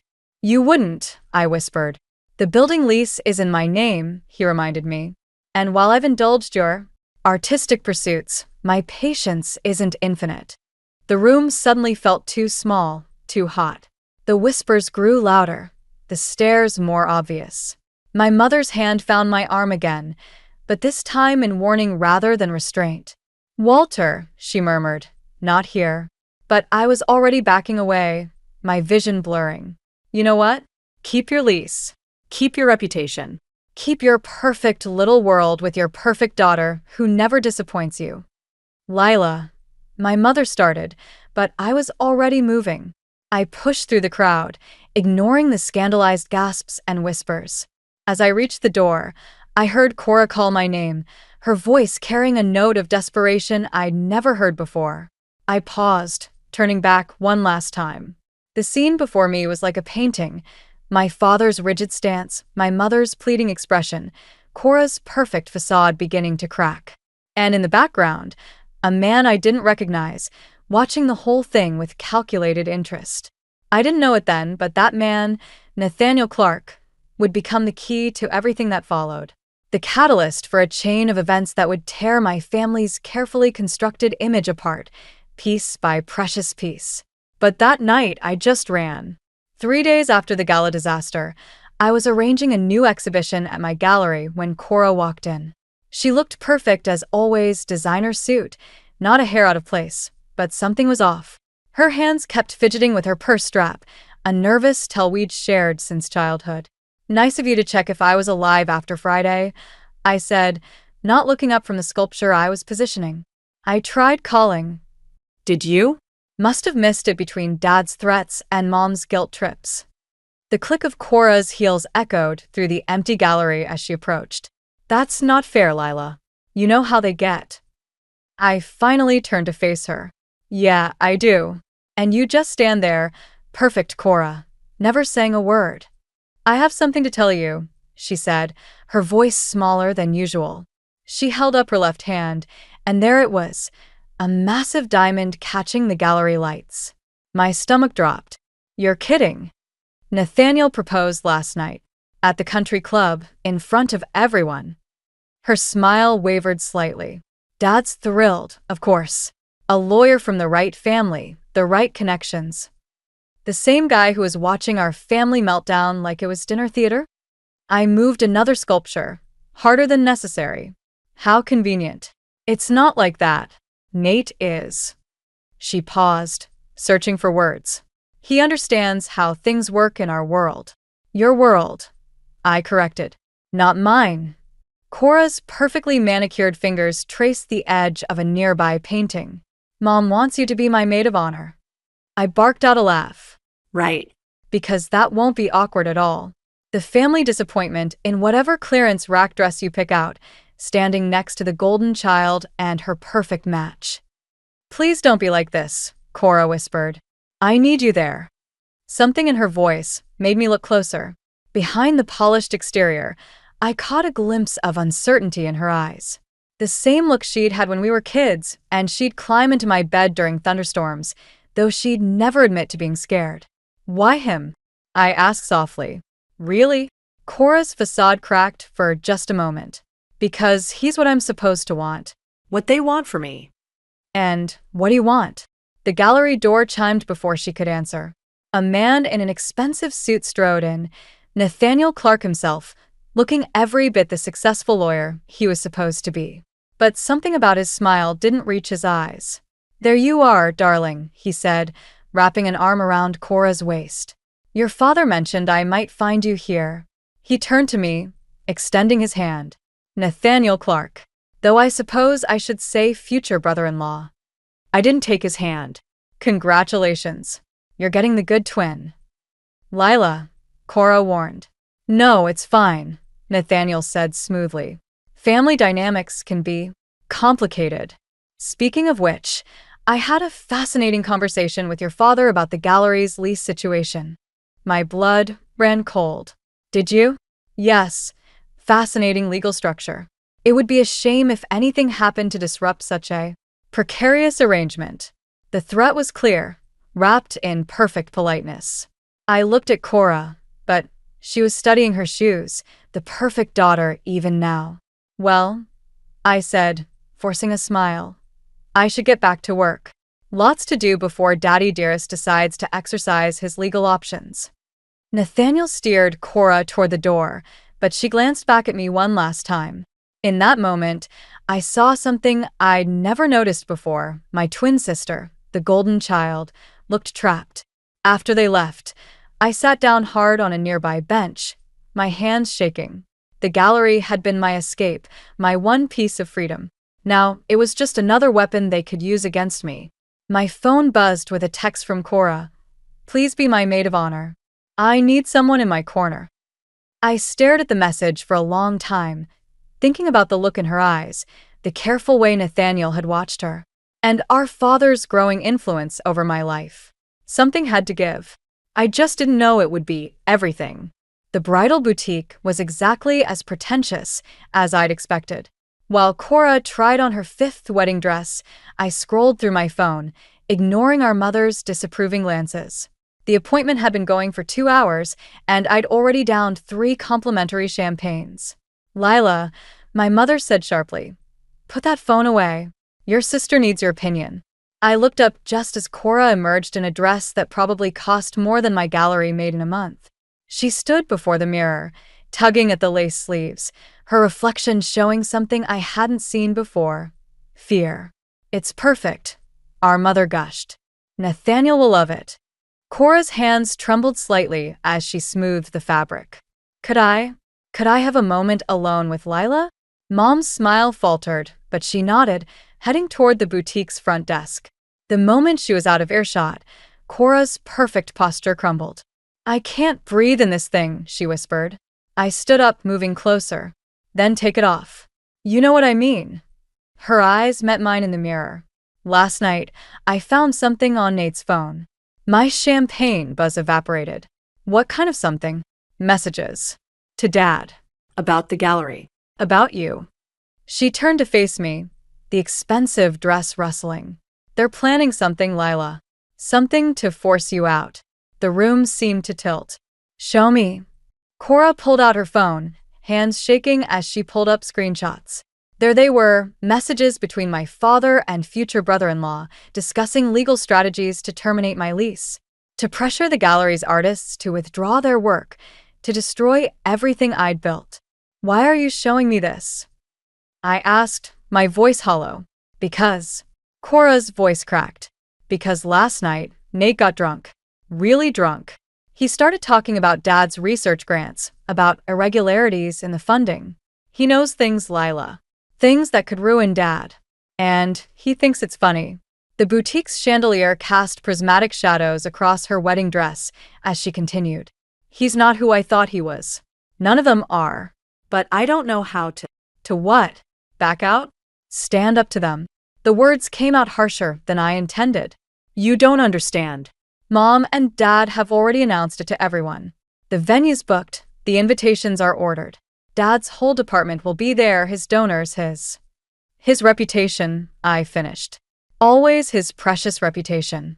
A sales associate approached with another dress, but one look at our faces sent her retreating. Cora sank onto the platform, yards of white silk pooling around her. "Do you remember," she said quietly, "when we were kids and we used to pretend we were running away to join the circus?" I sat beside her, careful not to wrinkle the dress. "You wanted to be a trapeze artist. And you wanted to paint the circus posters." She smiled faintly. "When did we stop believing we could just escape?" "I haven't," I said. Cora's phone buzzed, a message from Nate. Her face went pale as she read it. What? I asked. "He's meeting Dad for drinks tonight, to discuss the gallery situation." She looked at me, really looked at me, for the first time in years. "What are you going to do?" I stood up, my mind racing. "First, I'm getting you out of that dress. Then, I'm going to need those screenshots." "Lila, you showed me for a reason, Cora. Either you trust me or you don't." She hesitated, then nodded. "Just promise me something? Whatever you're planning, be careful. Nate isn't just Dad's lawyer anymore. He's becoming Dad." Our mother's voice carried from the front of the store, calling us back to the world of wedding plans and perfect appearances. But something had shifted. In showing me those messages, Cora had finally chosen a side. I watched my twin sister disappear into the changing room, still wearing a dress meant for a life she didn't want. The champagne glasses on the side table caught the light, throwing shadows that looked like prison bars across the floor. They wanted to take my gallery? Fine. But they'd forgotten something important. In a family built on secrets, knowledge was the deadliest weapon of all. And I'd just been armed. The screenshots from Cora's phone burned a hole in my pocket as I locked up the gallery that night. Rain drummed against the windows, matching my darkening mood. I'd spent hours going through Dad's research grants, looking for the irregularities Nate had mentioned, but hit nothing but dead ends. A motorcycle's rumble cut through the rain, stopping outside. I didn't recognize the rider until he pulled off his helmet, revealing a face that didn't belong in my carefully curated world of art and family expectations. "You're getting wet," he called out, grinning. I hesitated at the gallery door. "That's generally what happens in the rain. Want a ride?" He patted the seat behind him. "Unless you're afraid of ruining your fancy clothes." I glanced down at my paint-stained jeans and smiled despite myself. "I don't even know your name." Hula Collins. "I'm doing the metalwork next door." He extended a grease-stained hand. "Been watching you fight with that sculpture all day." "Lila," I said, taking his hand. And I wasn't fighting with it. I was negotiating. The sculpture was winning. The rain was soaking through my shirt, but I didn't move. Behind me lay the gallery, my prison and sanctuary. Ahead sat a stranger offering escape, even if just for a moment. "Come on," he said softly. "Live a little dangerously." I thought about Nate's messages, about Cora's trapped expression in that wedding dress, about my father's carefully constructed world of control and appearances. I got on the bike. Ryder took us through the city's back streets, past industrial districts where his world lived. The rain stung my face, but I felt more alive than I had in weeks. We ended up at a small diner, the kind that would give my mother a heart attack. "So," he said, sliding into a booth, "want to tell me what you're running from?" "Who says I'm running?" "Your face does. Every time you look back toward that gallery." The waitress brought coffee in chipped mugs. I wrapped my hands around mine, soaking in the warmth. "My family," I finally said, "is trying to take the gallery from me." "Well, my father and future brother-in-law are." "Sounds complicated. You have no idea." I pulled out my phone, showing him Nate's messages. "They're planning to destroy everything I've built, and I can't figure out why." "Not really." Ryder studied the messages, his expression darkening. "I know this guy. Nathaniel Clark, right? His firm handled the contracts when the development company tried to force out all the small businesses in my neighborhood last year." My coffee turned bitter in my mouth. "What happened?" "They succeeded. My mom lost her bakery. 15 years of work, gone because some rich guys decided they needed another luxury apartment complex." The pieces clicked together with sickening clarity. The gallery's location, the sudden interest from Nate and my father, the pressure to sell. It's not about me at all, is it? I whispered. The gallery's just the first piece. They're going to redevelop the whole street. Probably. Ryder's hand found mine across the table. Question is, what are you going to do about it? I stared at our joined hands, so different. His calloused from honest work, mine stained with paint from chasing dreams. I don't know. Fighting them means fighting my whole family. Everything I was raised to be. Maybe that's not such a bad thing.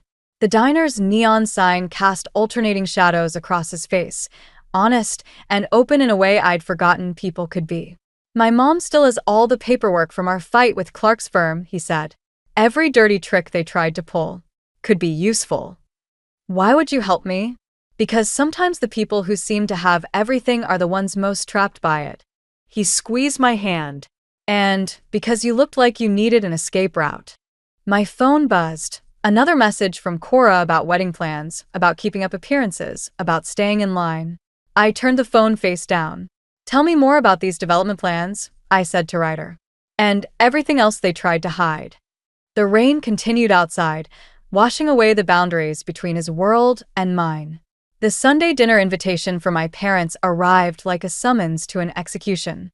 I hadn't planned to accept until Ryder offered to come with me.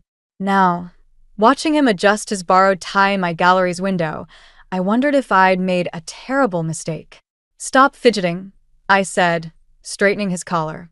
They're going to hate you no matter what you wear. Comforting. He caught my trembling hands in his. We don't have to do this. We could just leave, start that artist collective we talked about. The temptation was strong. Over the past 2 weeks, Ryder had shown me a different world, one where success wasn't measured in social connections or family approval. But the stack of development plans we'd uncovered in his mother's old files kept me anchored to this fight. They need to see what they're trying to destroy, I said. The drive to my parents' house felt like crossing enemy lines. Ryder whistled low when we pulled up to the mansion. Suddenly, a lot of things make sense. Cora's car was already there, along with Nate's luxury sedan. Perfect. My mother opened the door, her smile freezing at the sight of Ryder. Lila, darling, we weren't expecting additional guests. Surprise, I said, pushing past her. The scene in the living room could have been a painting titled Upper Class Disappointment. My father stood by the fireplace, drink in hand, while Nate and Cora sat perfectly posed on the sofa. The only thing missing was genuine emotion. So, my father said, eyeing Ryder's tattoos, this is why you've been ignoring our calls. Actually, I've been busy investigating why my brother-in-law-to-be is trying to force me out of my gallery. I pulled out the development plans. Care to explain this, Nate? The papers hit the coffee table with a satisfying thud. Cora's face went pale, but Nate barely flinched. Business is business, he said smoothly. The neighborhood's changing. Progress is inevitable. Progress. Ryder stepped forward. Is that what you called it when you forced my mother's bakery into bankruptcy? Recognition flickered across Nate's face. The Collins property. That was unfortunate. Lila, my father cut in. Whatever you think you've discovered, save it. I turned to Cora. Did you know about what your perfect fiancé really does? She wouldn't meet my eyes. The answer is clear. Enough. My father's voice cracked like a whip. Lila, this childish rebellion has gone on long enough. First the gallery, now this inappropriate relationship. You're throwing away everything we've built for you. Built for me. I laughed. You built a cage and called it protection. You raised us to be terrified of disappointing you, of being anything less than perfect. We raised you to understand your responsibilities. My mother interjected. To our family, our position. Your position? Ryder's quiet voice cut through the tension. Is that what you call destroying other families' livelihoods? My father slammed his glass down. I won't be lectured in my own home by some mechanic. Welder. Ryder and I corrected simultaneously. Get out. My father's face was red. Both of you.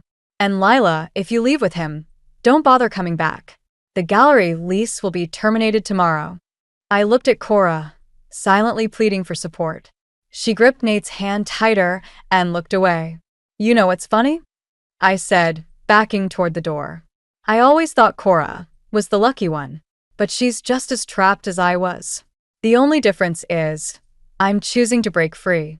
Lila, please. My mother called after us. Think about what you're doing. I paused at the door, taking in the scene one last time. My father's rage, my mother's tears, Cora's silent submission, and Nate's smug satisfaction. I am thinking, I said. For the first time in my life, I'm thinking for myself. Ryder took my hand as we walked out. Behind us, I heard the sound of breaking glass and my mother's muffled sob. You okay? He asked as we reached his bike. I wasn't, but I would be. Let's go start a revolution, I said, climbing on behind him. The engine roared to life, drowning out my family's calls to return. We rode away from my past, toward an uncertain but free future. And I didn't look back. 2 months after walking out of my parents' house, I stood in my empty gallery, surrounded by bare walls and echoing space. The eviction notice on the door made it official. I'd lost everything I'd built. Ryder found me sitting on the floor, staring at the last painting left to pack. The truck's loaded, he said softly. Mom's got dinner waiting. I traced the outline of the frame. Did you know this was my first sale? Some rich lady bought it because it matched her couch. A bitter laugh escaped. God, I was so proud.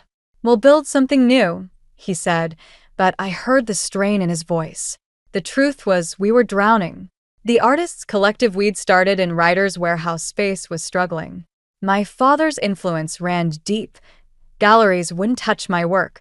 Collectors mysteriously backed out of deals. Even Ryder's welding contracts had dried up, thanks to Nate's connections with local developers. My phone buzzed, another text from Cora. I'd been ignoring them since her wedding invitations arrived last week, each envelope like a perfectly crafted knife to the heart. Your sister again? I nodded. She keeps saying she needs to tell me something important. Probably another lecture about family duty. The gallery's front door chimed. I looked up, expecting the landlord, but instead found Jo and Collins, Ryder's mother, standing there with a determined expression.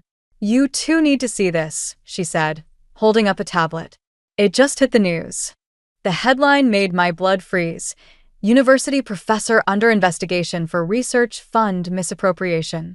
My father's photo stared back at me, looking older than I remembered. There's more, Joan said, scrolling down. The law firm handling the investigation. Let me guess. I cut in. Clark and Associates. She nodded. Nate's turning on them, Lila. He's using your father's scandal to boost his own reputation. Ryder's hand found mine. This could be our chance. If your father's vulnerable. No. I stood up, my legs shaky. I wanted to save the gallery, not destroy my family. They didn't show you the same consideration, Joanne said gently. Before I could respond, the door chimed again. This time it was Cora, looking nothing like the perfect daughter I remembered. Her designer clothes were wrinkled, her eyes red from crying. I tried to warn you, she said. About Nate, about everything. But you wouldn't answer my calls. Warn me about what?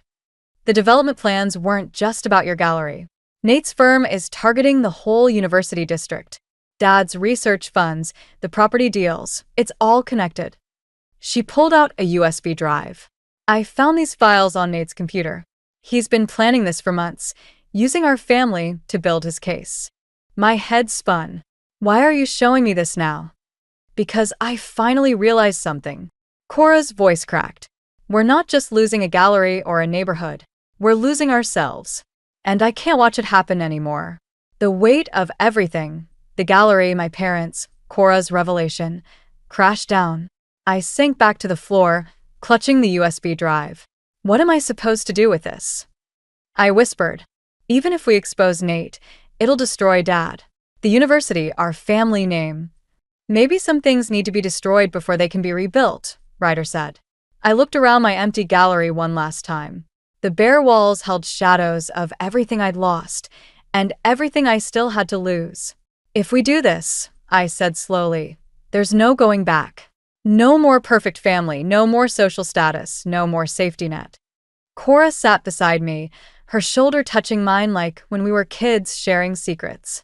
Maybe that's exactly what we need. My phone buzzed again, a message from my mother. Your father needs you. Please come home. The irony wasn't lost on me. They only wanted me back now that their world was crumbling. So, Ryder said, what's it going to be? Revenge or redemption? I stared at the USB drive in my hand, feeling the weight of two possible futures. Either way, someone's world was about to burn. I just had to decide which match to light. The university's annual donor gala looked exactly the same as it had 6 months ago.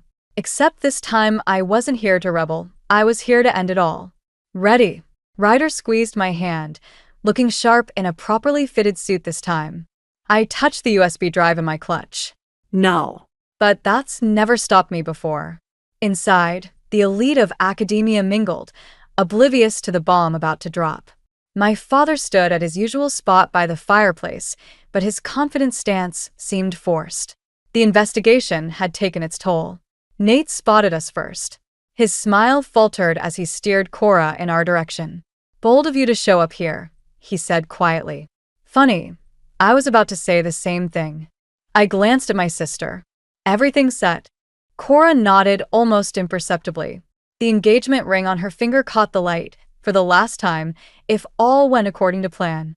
Ladies and gentlemen, the university president called from the podium.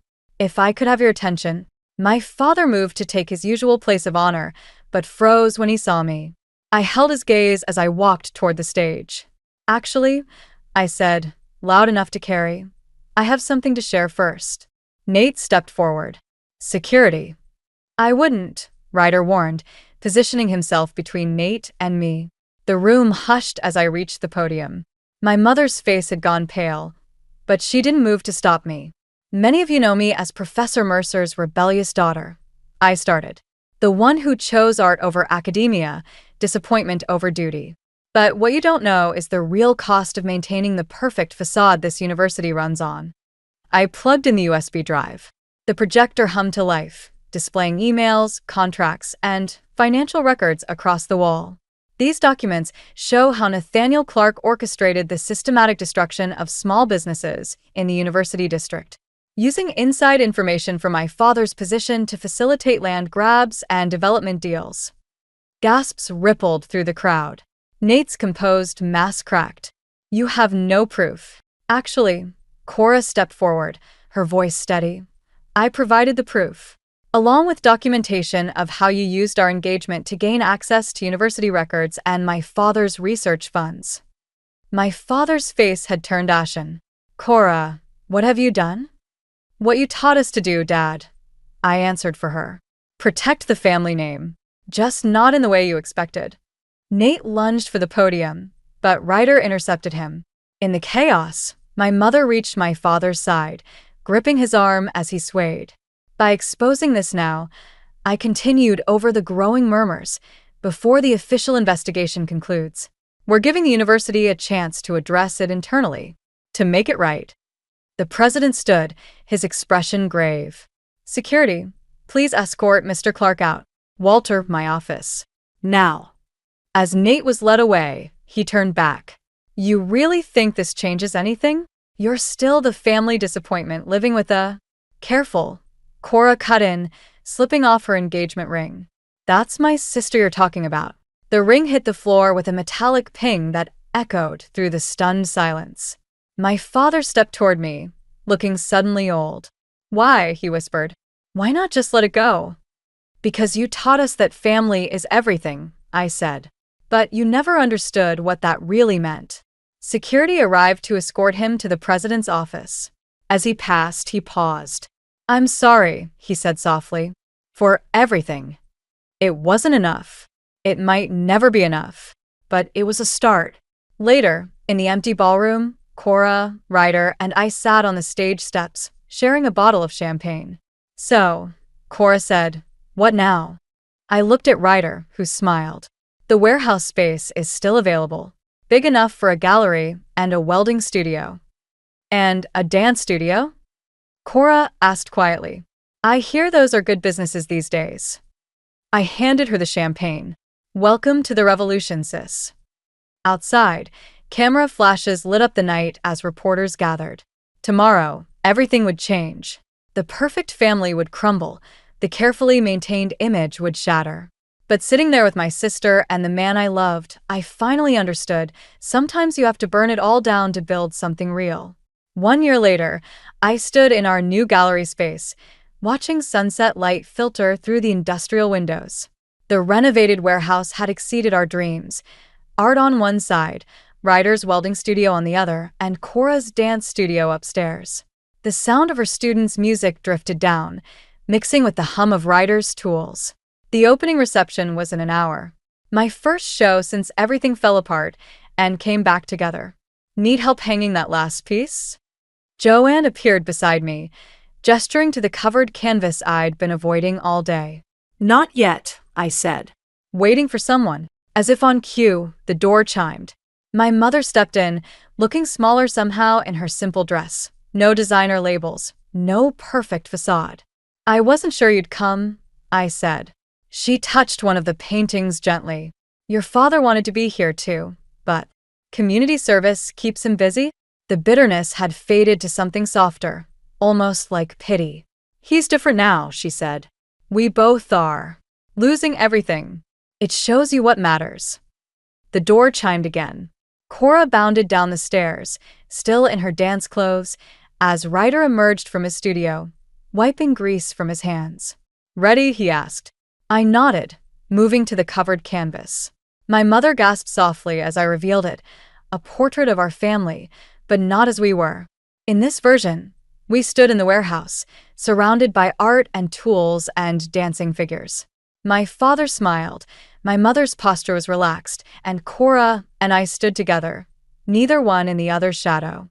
It's how we could be, I explained, if we choose it. My mother's hand trembled as she reached out, then stopped short of touching the canvas. When did you paint this?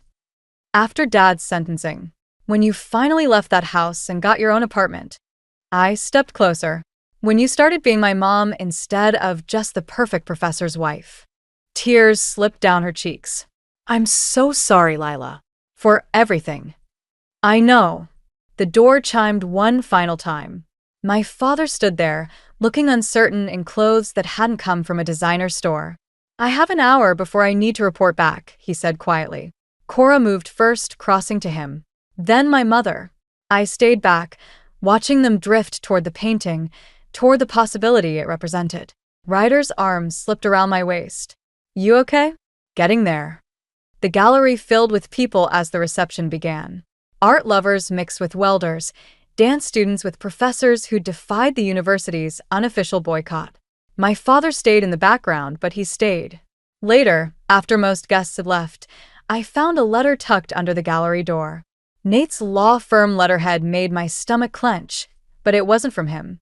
It was from his former partner, offering to represent local businesses in a class action suit against the development company. A chance to make things right. What are you thinking? Cora asked, reading over my shoulder. I'm thinking revenge isn't always about destroying things. I watched our father helping Ryder move some equipment, awkward but trying. Sometimes it's about building something better in the ashes. Speaking of building, Cora grinned. Ryder's mom told me he bought a ring. I know. I smiled. I helped pick it out. The warehouse settled around us, creaking like a living thing. Through the windows, I could see the city changing, old buildings coming down, new ones rising. But here, in this space we created, something else was growing, something real, something ours. My phone buzzed with a text from my mother. Dinner Sunday?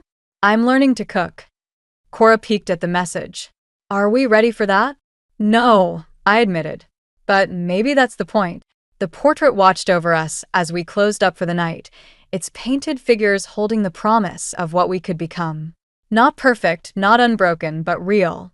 And really, that's the best revenge of all.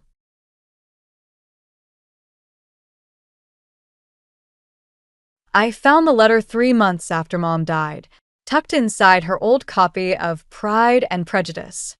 The yellowed envelope fell into my lap while I was clearing out her bookshelf, my hands trembling as I recognized her familiar handwriting. For Alara, open only if something happens to me. My name is Alara, and I never expected to become the guardian of my family's darkest secrets at 17. Sweetheart, Celeste is making dinner. Come down and join us, Dad called from downstairs, his voice carrying that forced cheerfulness he'd adopted since Mom's passing. I stayed silent, unfolding the letter with shaking fingers. The paper felt delicate, like it might crumble under the weight of its own secrets. Mom's elegant handwriting filled the page. My dearest Alara, if you're reading this, my worst fears have come true. I need you to protect Finn. Watch him carefully. Things aren't what they seem, and I don't trust the people closest to us. There are questions about my illness that don't add up. The sound of laughter drifted up from the kitchen, Celeste's theatrical giggle mixing with my 6-year-old brother Finn's innocent chuckles. Dad had met her at a grief support group 3 months ago, and now she was practically living with us. The perfect grieving widow swooping in to heal our broken family. Alara. Dad called again, more insistent this time. Don't be difficult. I folded the letter and tucked it into my pocket, my mind racing. Mom had always been methodical, rational, not the type for paranoid conspiracies. If she'd written this, she must have had reasons. Downstairs, Celeste was setting the table, her perfectly manicured hands arranging the plates with practiced precision. She looked up as I entered, flashing that megawatt smile that never quite reached her eyes. There's my favorite stepdaughter-to-be, she chirped, reaching to hug me. I stepped back, watching hurt flicker across her face. I'm your only stepdaughter-to-be, I replied flatly. Dad shot me a warning look. Alara, please. Finn sat at the table, spaghetti sauce already smeared across his chin. Celeste made meatballs, Alara. They're better than Mom's. The room went silent. I watched Celeste's hand pause mid-reach for the salad bowl, her knuckles whitening slightly. Dad cleared his throat, looking anywhere but at me. Nobody's meatballs were better than Mom's, I said quietly, taking my seat. The letter felt like it was burning a hole in my pocket. Celeste recovered quickly, serving Dad an extra-large portion. Grant, honey, did you tell the kids about our news? My stomach dropped. Dad suddenly became very interested in his napkin. We're thinking of moving in together, he finally said. Officially. It's only been 3 months, I whispered, my voice barely audible. When you know, Celeste responded, reaching for Dad's hand across the table. And we want to be a proper family. I watched her other hand rest briefly on Finn's shoulder, perfectly polished nails gleaming under the dining room lights. Mom's words echoed in my head. Things aren't what they seem. I need to use the bathroom, I mumbled, pushing away from the table. Instead of heading upstairs, I slipped into Mom's old study, the one room Celeste hadn't managed to reorganize yet. Opening Mom's laptop, I typed in her password, my birthday, like always. Her browser history was mostly cleared, but one folder caught my eye, Celeste Morgan Research. My hands froze over the keyboard as footsteps approached the study. Alara? Celeste's voice carried through the door. What are you doing in there, sweetie? I quickly closed the laptop, my heart pounding. Whatever Mom had discovered about Celeste, whatever had made her write that letter, I was going to find out. For Mom. For Finn. For all of us. Coming, I called back, my voice steadier than I felt. Just needed a moment with Mom's things. The doorknob started to turn. The moving boxes arrived before I could even process what was happening. Within a week, Celeste had transformed our home into something unrecognizable. I stood in the hallway, watching her direct the movers with military precision, each command delivered with that sugar-sweet smile. Darling, could you help me decide where to put this? She held up Mom's antique mirror, the one that had hung in our entryway for as long as I could remember. I'm thinking it might work better in the guest room. Or maybe we should just store it. My fingers curled into fists. It stays where it is. Of course, sweetie. I just thought. She trailed off as Dad appeared behind her, carrying a box labeled family photos. Where do you want these, honey? He asked Celeste, not me. I watched them disappear into the living room, my stomach churning. Following them, I found Celeste already removing our family photos from the walls, replacing them with her abstract art pieces. Mom's smiling face disappeared into the box, frame by frame.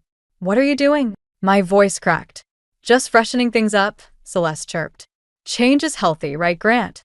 Dad nodded absently, already lost in whatever spell she'd cast over him. "It'll be good for us, Alara. A fresh start." I retreated to Mom's study, the only room still untouched by Celeste's improvements. Opening Mom's laptop again, I clicked on the research folder I'd discovered earlier.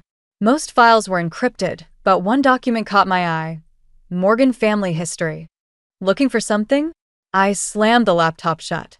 Celeste stood in the doorway, her smile fixed but her eyes sharp. "Just some old school assignments," I lied. "You know, I've been meaning to talk to you about this room." She glided in, running her finger along Mom's desk. "I was thinking of turning it into a playroom for Finn. He needs a space to be creative." "No." The word came out like a whip crack. "Alara?" Dad appeared behind Celeste. "What's going on?" "She wants to erase Mom," I blurted. "First the photos, now her study." "That's not fair," Celeste interjected, tears welling up perfectly in her eyes. "I'm just trying to help this family heal." Dad's face hardened. Alara apologized to Celeste. "Did you know?" I asked instead, my heart pounding. "Did you know she knew Mom before?" The color drained from Celeste's face for just a second before she recovered. "What are you talking about?" I pulled out Mom's letter with trembling hands. Mom wrote, "Oh, sweetie." Celeste's voice dripped with concern. "Grant, remember what Dr. Phillips said about Annabelle's paranoia in those final months? The medication affected her mind." "What?" I looked at Dad, who wouldn't meet my eyes. "We didn't want to tell you," he said quietly. "The doctors said the treatments made her confused sometimes. She had delusions." No. I backed away from them both. Mom wasn't confused. She knew something. "That's enough." Dad's voice rose. "I won't let you use your mother's illness to hurt Celeste. She's trying to be part of this family." "But she's not family," I shouted. "And she never will be." Finn's small voice came from the hallway. "Why is everyone yelling?"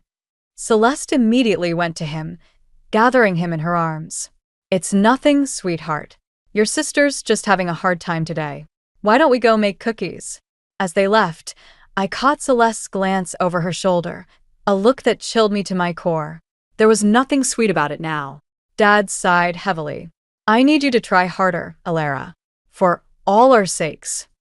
Alone in Mom's study, I opened the laptop again. The Morgan family history file was gone, completely erased. But as I stared at the screen, a notification popped up from Mom's old email account, an automated message she'd scheduled months ago. "My dearest Alara, if you're reading this, check the loose floorboard under my desk. There's more you need to know about Celeste Morgan. Be careful who you trust. Love, Mom." I glanced at the door, hearing Finn's laughter mix with Celeste's voice downstairs. My hand reached for the floorboard, knowing whatever I found would change everything. The newspaper clipping fell from the loose floorboard like a death sentence.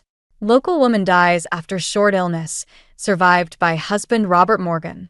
The photo showed Celeste, younger but unmistakable, standing beside a grave. The date, 3 years ago. I barely made it to the bathroom before throwing up. "Hey, you okay in there?" The voice belonged to Jonah Chen, our next-door neighbor, who'd been mowing his lawn when I rushed outside for air. He stood at the bottom of his porch steps, concern etched on his face. "I'm fine," I managed, wiping my mouth. "Just found something disturbing." Jonah's expression shifted. "About Celeste?" My head snapped up. "What do you know about her?" He glanced around before lowering his voice. "I used to live next door to her and Robert, before he died." The world tilted slightly. "Robert Morgan?" Yeah. Jonah's face darkened. "Look, I should have said something when your dad started seeing her, but..." He ran a hand through his hair. I convinced myself I was imagining things back then. What things? A car door slammed in my driveway. Celeste emerged, carrying grocery bags. She waved at us with that perfect smile. "Not here," Jonah muttered. "Meet me at Riverside Park tonight. 8 o'clock. I spent the afternoon watching Celeste prepare dinner, her movements precise and practiced. She'd convinced Dad to let Finn help, perching him on a stool beside her. "Now, sweetie, watch how I measure the ingredients," she cooed, adding something to the sauce that didn't look like any spice I recognized. "Can I taste it?" Finn reached for the spoon. "No." I knocked it from his hand before I could stop myself. The kitchen went silent. Celeste's smile never wavered, but her eyes turned to ice. "Alara, that was very dangerous. The spoon could have hurt him." "Sorry," I mumbled, helping Finn down. "Hey, buddy, why don't we go play video games instead?" "But I want to help Celeste cook." "Listen to your sister," Celeste said softly, her tone making my skin crawl. "We wouldn't want any accidents." At 8, I slipped out to meet Jonah. He was already waiting, pacing beneath the streetlight. "Robert got sick suddenly," he said without preamble. "Just like your mom. Started with stomach problems, then organ failure. Doctors called it a rare autoimmune response." My mouth went dry. Mom had the same diagnosis. Celeste was the perfect grieving widow. Jonah's voice cracked. "I watched her take care of him, cook every meal, measure all his medications. I should have realized." "Realized what?" "Robert wasn't her first husband." He pulled out his phone, showing me an old social media post. "James Peterson, died 5 years ago. Similar symptoms." My hands shook as I scrolled through the photos. Celeste, slightly younger, standing beside another grave. "Why are you telling me this now?" "Because I saw her at the pharmacy yesterday, picking up prescriptions. One was for your dad." Ice flooded my veins. Dad had mentioned stomach problems last week. A text lit up my phone. "Where are you?" "Dad's not feeling well. Celeste is making him soup." "Finn, I have to go." I started running before the words were fully out. Home was quiet when I burst in. Too quiet. I found Finn in the living room, watching TV alone. "Where's Dad?" "Upstairs." Celeste said not to disturb them. I took the stairs 2 at a time, nearly colliding with Celeste outside Dad's room. She held an empty bowl. "Oh, Alara. Perfect timing. Your father's resting now, but he really should see a doctor tomorrow." Such a strange reaction to dinner. Over her shoulder, I could see Dad sleeping fitfully, his face pale and drawn. "What did you give him?" "Just soup, darling." Her smile turned razor sharp. "The same recipe I used for your mother when she first got sick. She loved it so much, she asked for my secret ingredient." My phone buzzed, a text from Jonah. "Don't let her near the food. I'm calling the police." Celeste's eyes flicked to my phone. "You know, Alara, curiosity can be dangerous. Just ask your mother." She was quite curious, too. Behind her, Dad started to cough. The emergency room lights buzzed overhead as I watched Dad get his stomach pumped. Celeste had disappeared the moment the ambulance arrived, claiming she needed to stay home with Finn. Her last words to me still echoed. "Such a shame about dinner. But who would believe you?" She was right. I had no proof. "Miss Thompson?" A detective stood in the doorway, notebook in hand. "Can we talk about what happened tonight?" I followed her to a quiet corner, my hand shaking. "It was the soup. She's been—" "Your father's toxicology report came back clean," she interrupted. "No unusual substances. Just a bad case of food poisoning." "That's impossible." "Check again. We also found these in your room." She held up a plastic bag containing Mom's research papers. "Your father's girlfriend mentioned you've been struggling, making accusations." My throat closed up. Celeste had been in my room. "She's very worried about you," the detective continued. "Says you've been having episodes, like your mother did before." "Don't." I stood up so fast my chair scraped against the floor. "Don't you dare." A nurse approached with discharge papers. "Your father's stable, but he's requesting to speak with you alone." Dad looked small in the hospital bed, his face gray. "Sit down, Alara." "Dad, please, you have to listen." "No." His voice was firm. "You listen." Celeste showed me everything. The disturbing searches on your computer, the stalker-like photos you've been taking of her, the conspiracy theories about Mom's death. Those weren't mine. She planted them. "Enough," He grabbed my hand. You're going to stay with Grandmother Iris for a while, just until you get help. The world tilted sideways. You're sending me away? It's for the best. Celeste thinks. Celeste thinks. I yanked my hand back. Mom tried to warn me about her. She knew. Your mother was sick. Dad's voice cracked. The medication made her paranoid, just like it's making you paranoid now. The doctors warned us it might be genetic. A text lit up my phone. Got the proof you need. Meet me ASAP. Jonah. I have to go, I whispered. Alara, wait. But I was already running. I found Jonah in the hospital parking lot, holding a USB drive. Security footage from the pharmacy, he said. Shows Celeste picking up prescriptions under different names. And this, he pulled out a document. Death certificate for her first husband. Cause of death changed 3 times. It's not enough, I said. She's convinced everyone I'm crazy. Just like Mom. Jonah's face darkened. There's more. I found records of a life insurance policy she took out on your dad. Same company she used for her previous husbands. My phone buzzed again. Celeste. Finn's asking for you. Such a sweet boy. So trusting. Cold fear gripped my chest. I have to get home. Wait.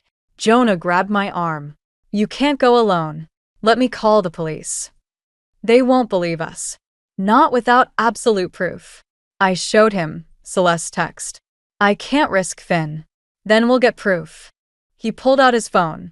My cousin works in the medical examiner's office. If we can get your mom's tissue samples tested again. Another text from Celeste. By the way, found something interesting in your grandmother's medical records. Did you know heart problems run in her family? Would be tragic if something happened while you're staying with her. She's always one step ahead, I whispered, playing everyone against each other. Jonah squeezed my shoulder. Then we'll get ahead of her. But first, we need to get Finn somewhere safe.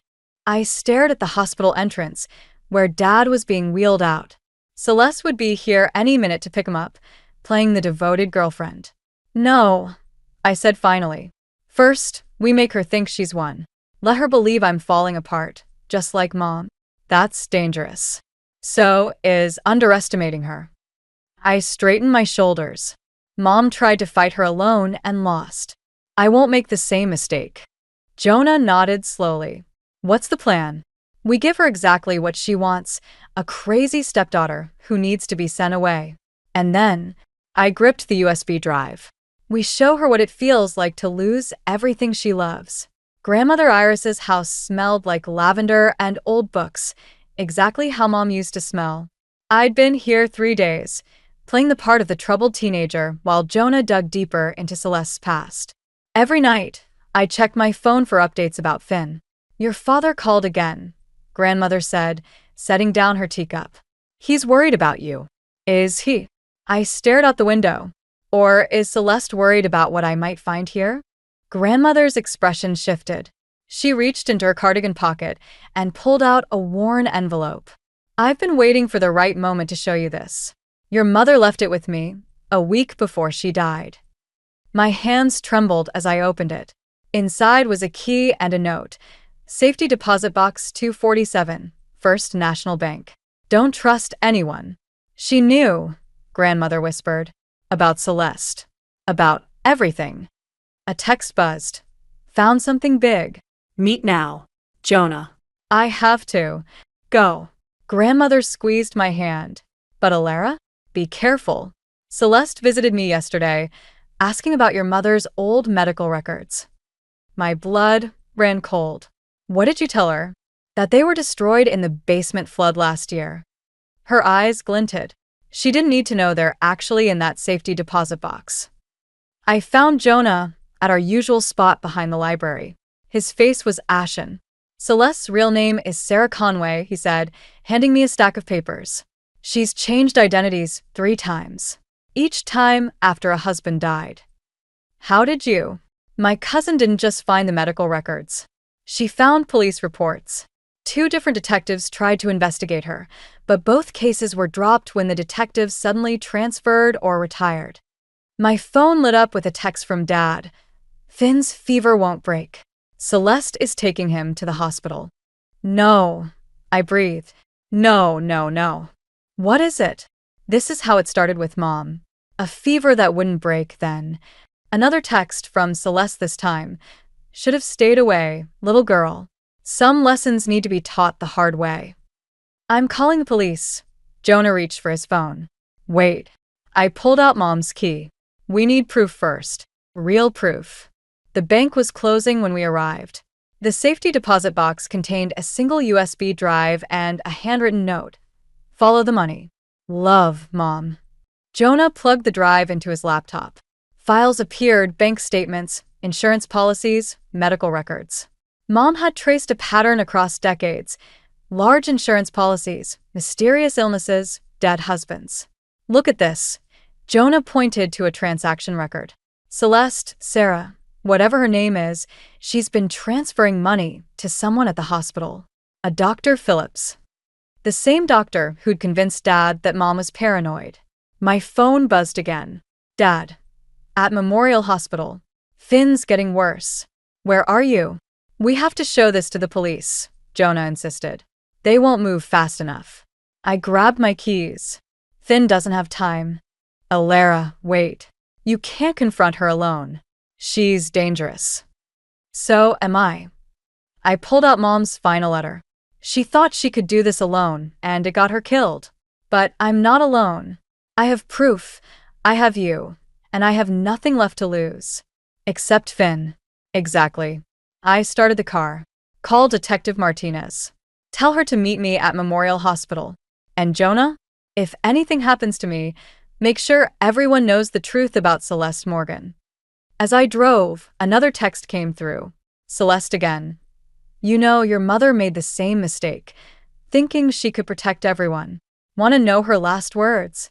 I gripped the steering wheel harder, Mom's voice echoing in my memory. Don't trust anyone.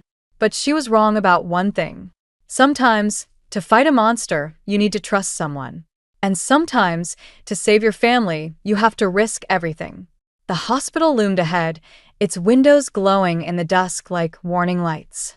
The hospital corridor stretched before me like a nightmare.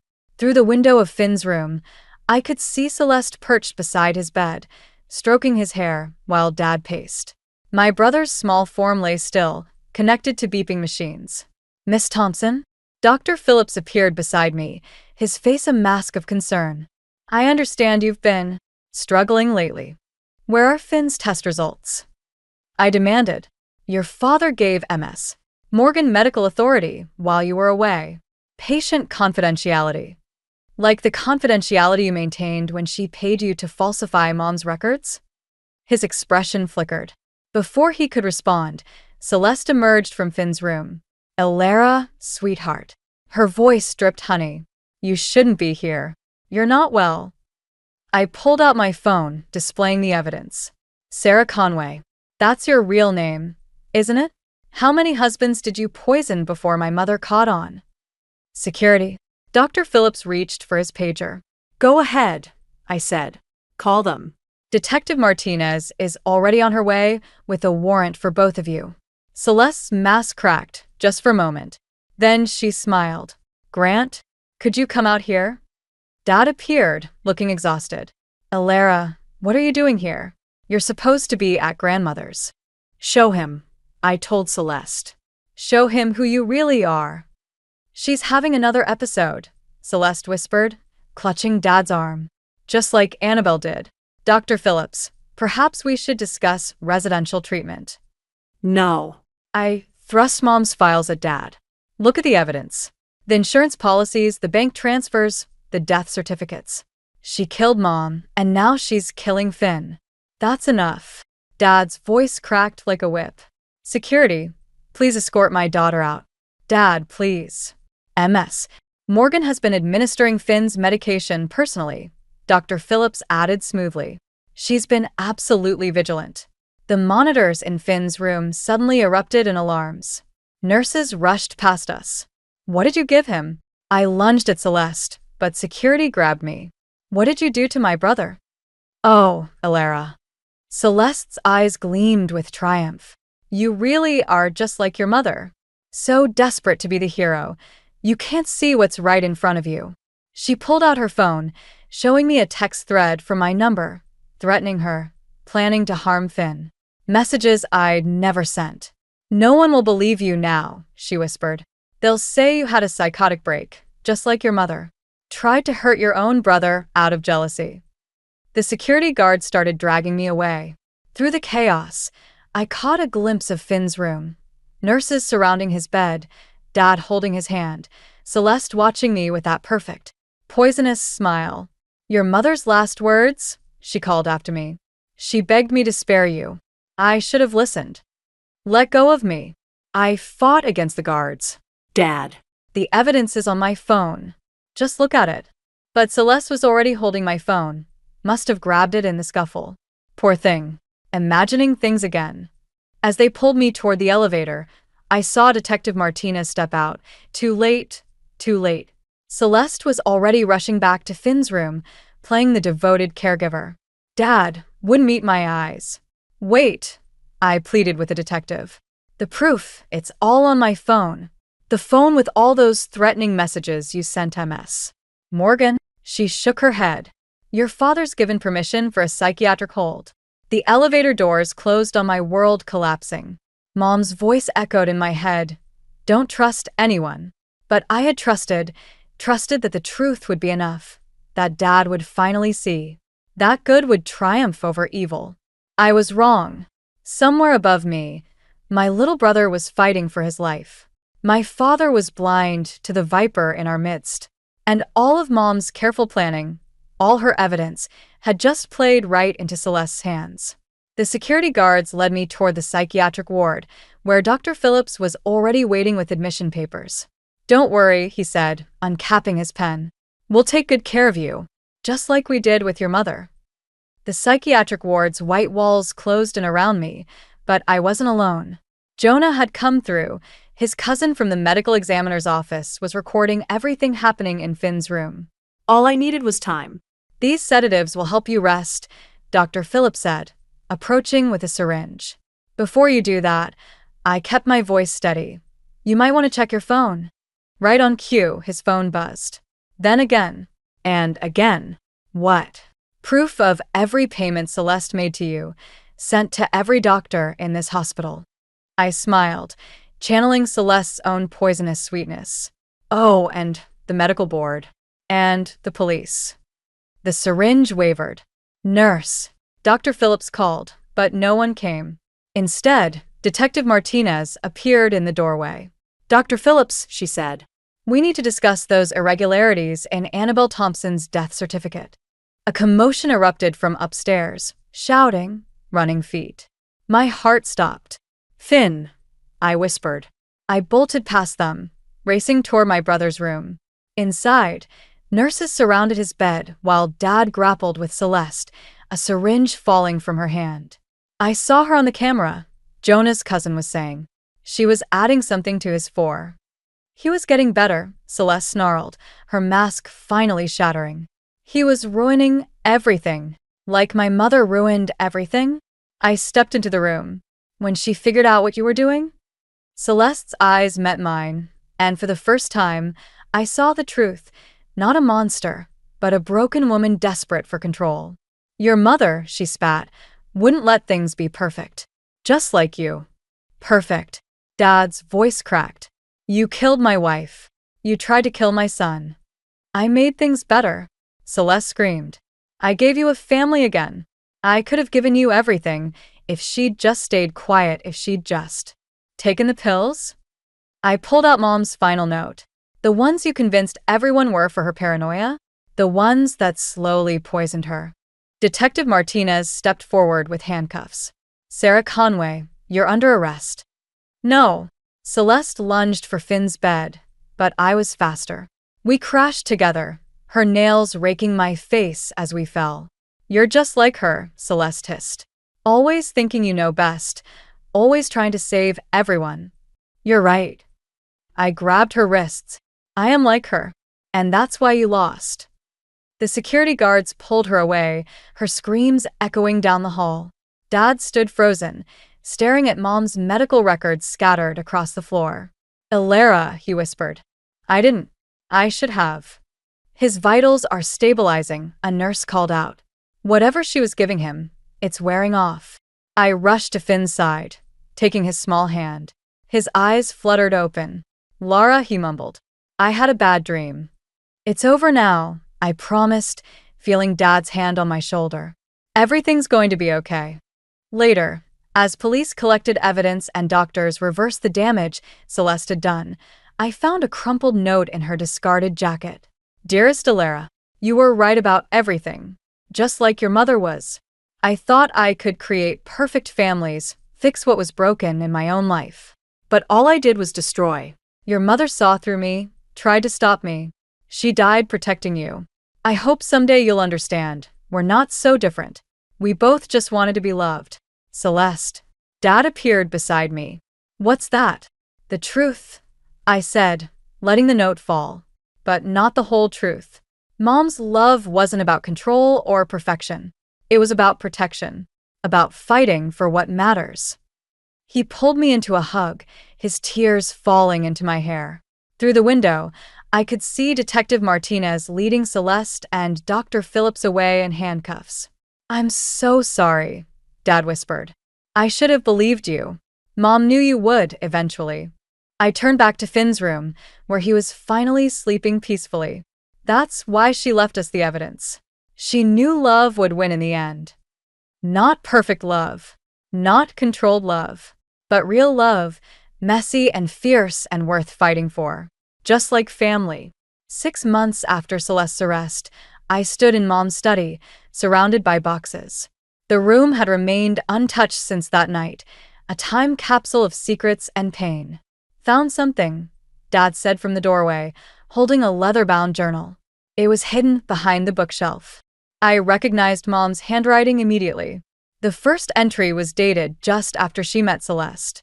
My dearest Alara, I'm writing this for you, because someday you'll face the same choice I'm facing now. The choice between revenge and protection, between justice and healing. You don't have to read it now, Dad said softly. I do. I sat at Mom's desk, running my fingers over her words. But not alone. Finn bounded in, clutching his latest artwork, our family drawn in crayon, Mom watching over us as an angel. He'd been seeing a therapist, working through the trauma in his own 6-year-old way. Can I help sort? He asked, climbing into my lap. Actually, I smiled. Mom left us a story to read. Dad pulled up chairs for both of them. Together, we read Mom's journal, discovering her journey, not just of uncovering Celeste's crimes, but of choosing how to fight back. I could expose her immediately, one entry read, but that would put my children at risk. Sometimes the greatest victory isn't in defeating your enemy, but in protecting what matters most. A knock at the door interrupted us. Detective Martinez stood there with a letter. From Celeste, she said. She's pleading guilty to everything. This came with her confession. The letter was short. You were right about one thing. We were both our mother's daughters. But you chose a better path than either of us. Take care of them, Alara. You already know how. Are you okay? Dad asked as I folded the letter. Yeah, I realized I meant it. Mom taught me that revenge isn't about destroying your enemy. It's about protecting what they tried to take from you. Grandmother Iris arrived later with dinner, just like she had every Sunday since the hospital. We gathered around the table, not perfect, not unbroken, but real. I have news, Dad said quietly. The house Mom always wanted in the mountains? It's for sale. I thought maybe a fresh start. With Mom's study intact, I added quickly. He smiled. Of course. And her garden. Can I plant sunflowers? Finn asked. Mom loved sunflowers. Speaking of which, Grandmother pulled out one final envelope. Annabelle left this with instructions to give it to you when you were ready, Alara. I think that time is now. Inside was a college application to Mom's alma mater and a note. Don't let protecting others stop you from following your dreams. The greatest gift you can give your family is becoming who you're meant to be. I already submitted it, I admitted. Got in last week. Dad's eyes welled up. She'd be so proud of you. Both of you. Later, as we packed up Mom's study, I found one last entry in her journal. My darling daughter, by now you've learned that love isn't about perfection. It's about choice. Every day, we choose who to trust, who to fight for, who to become.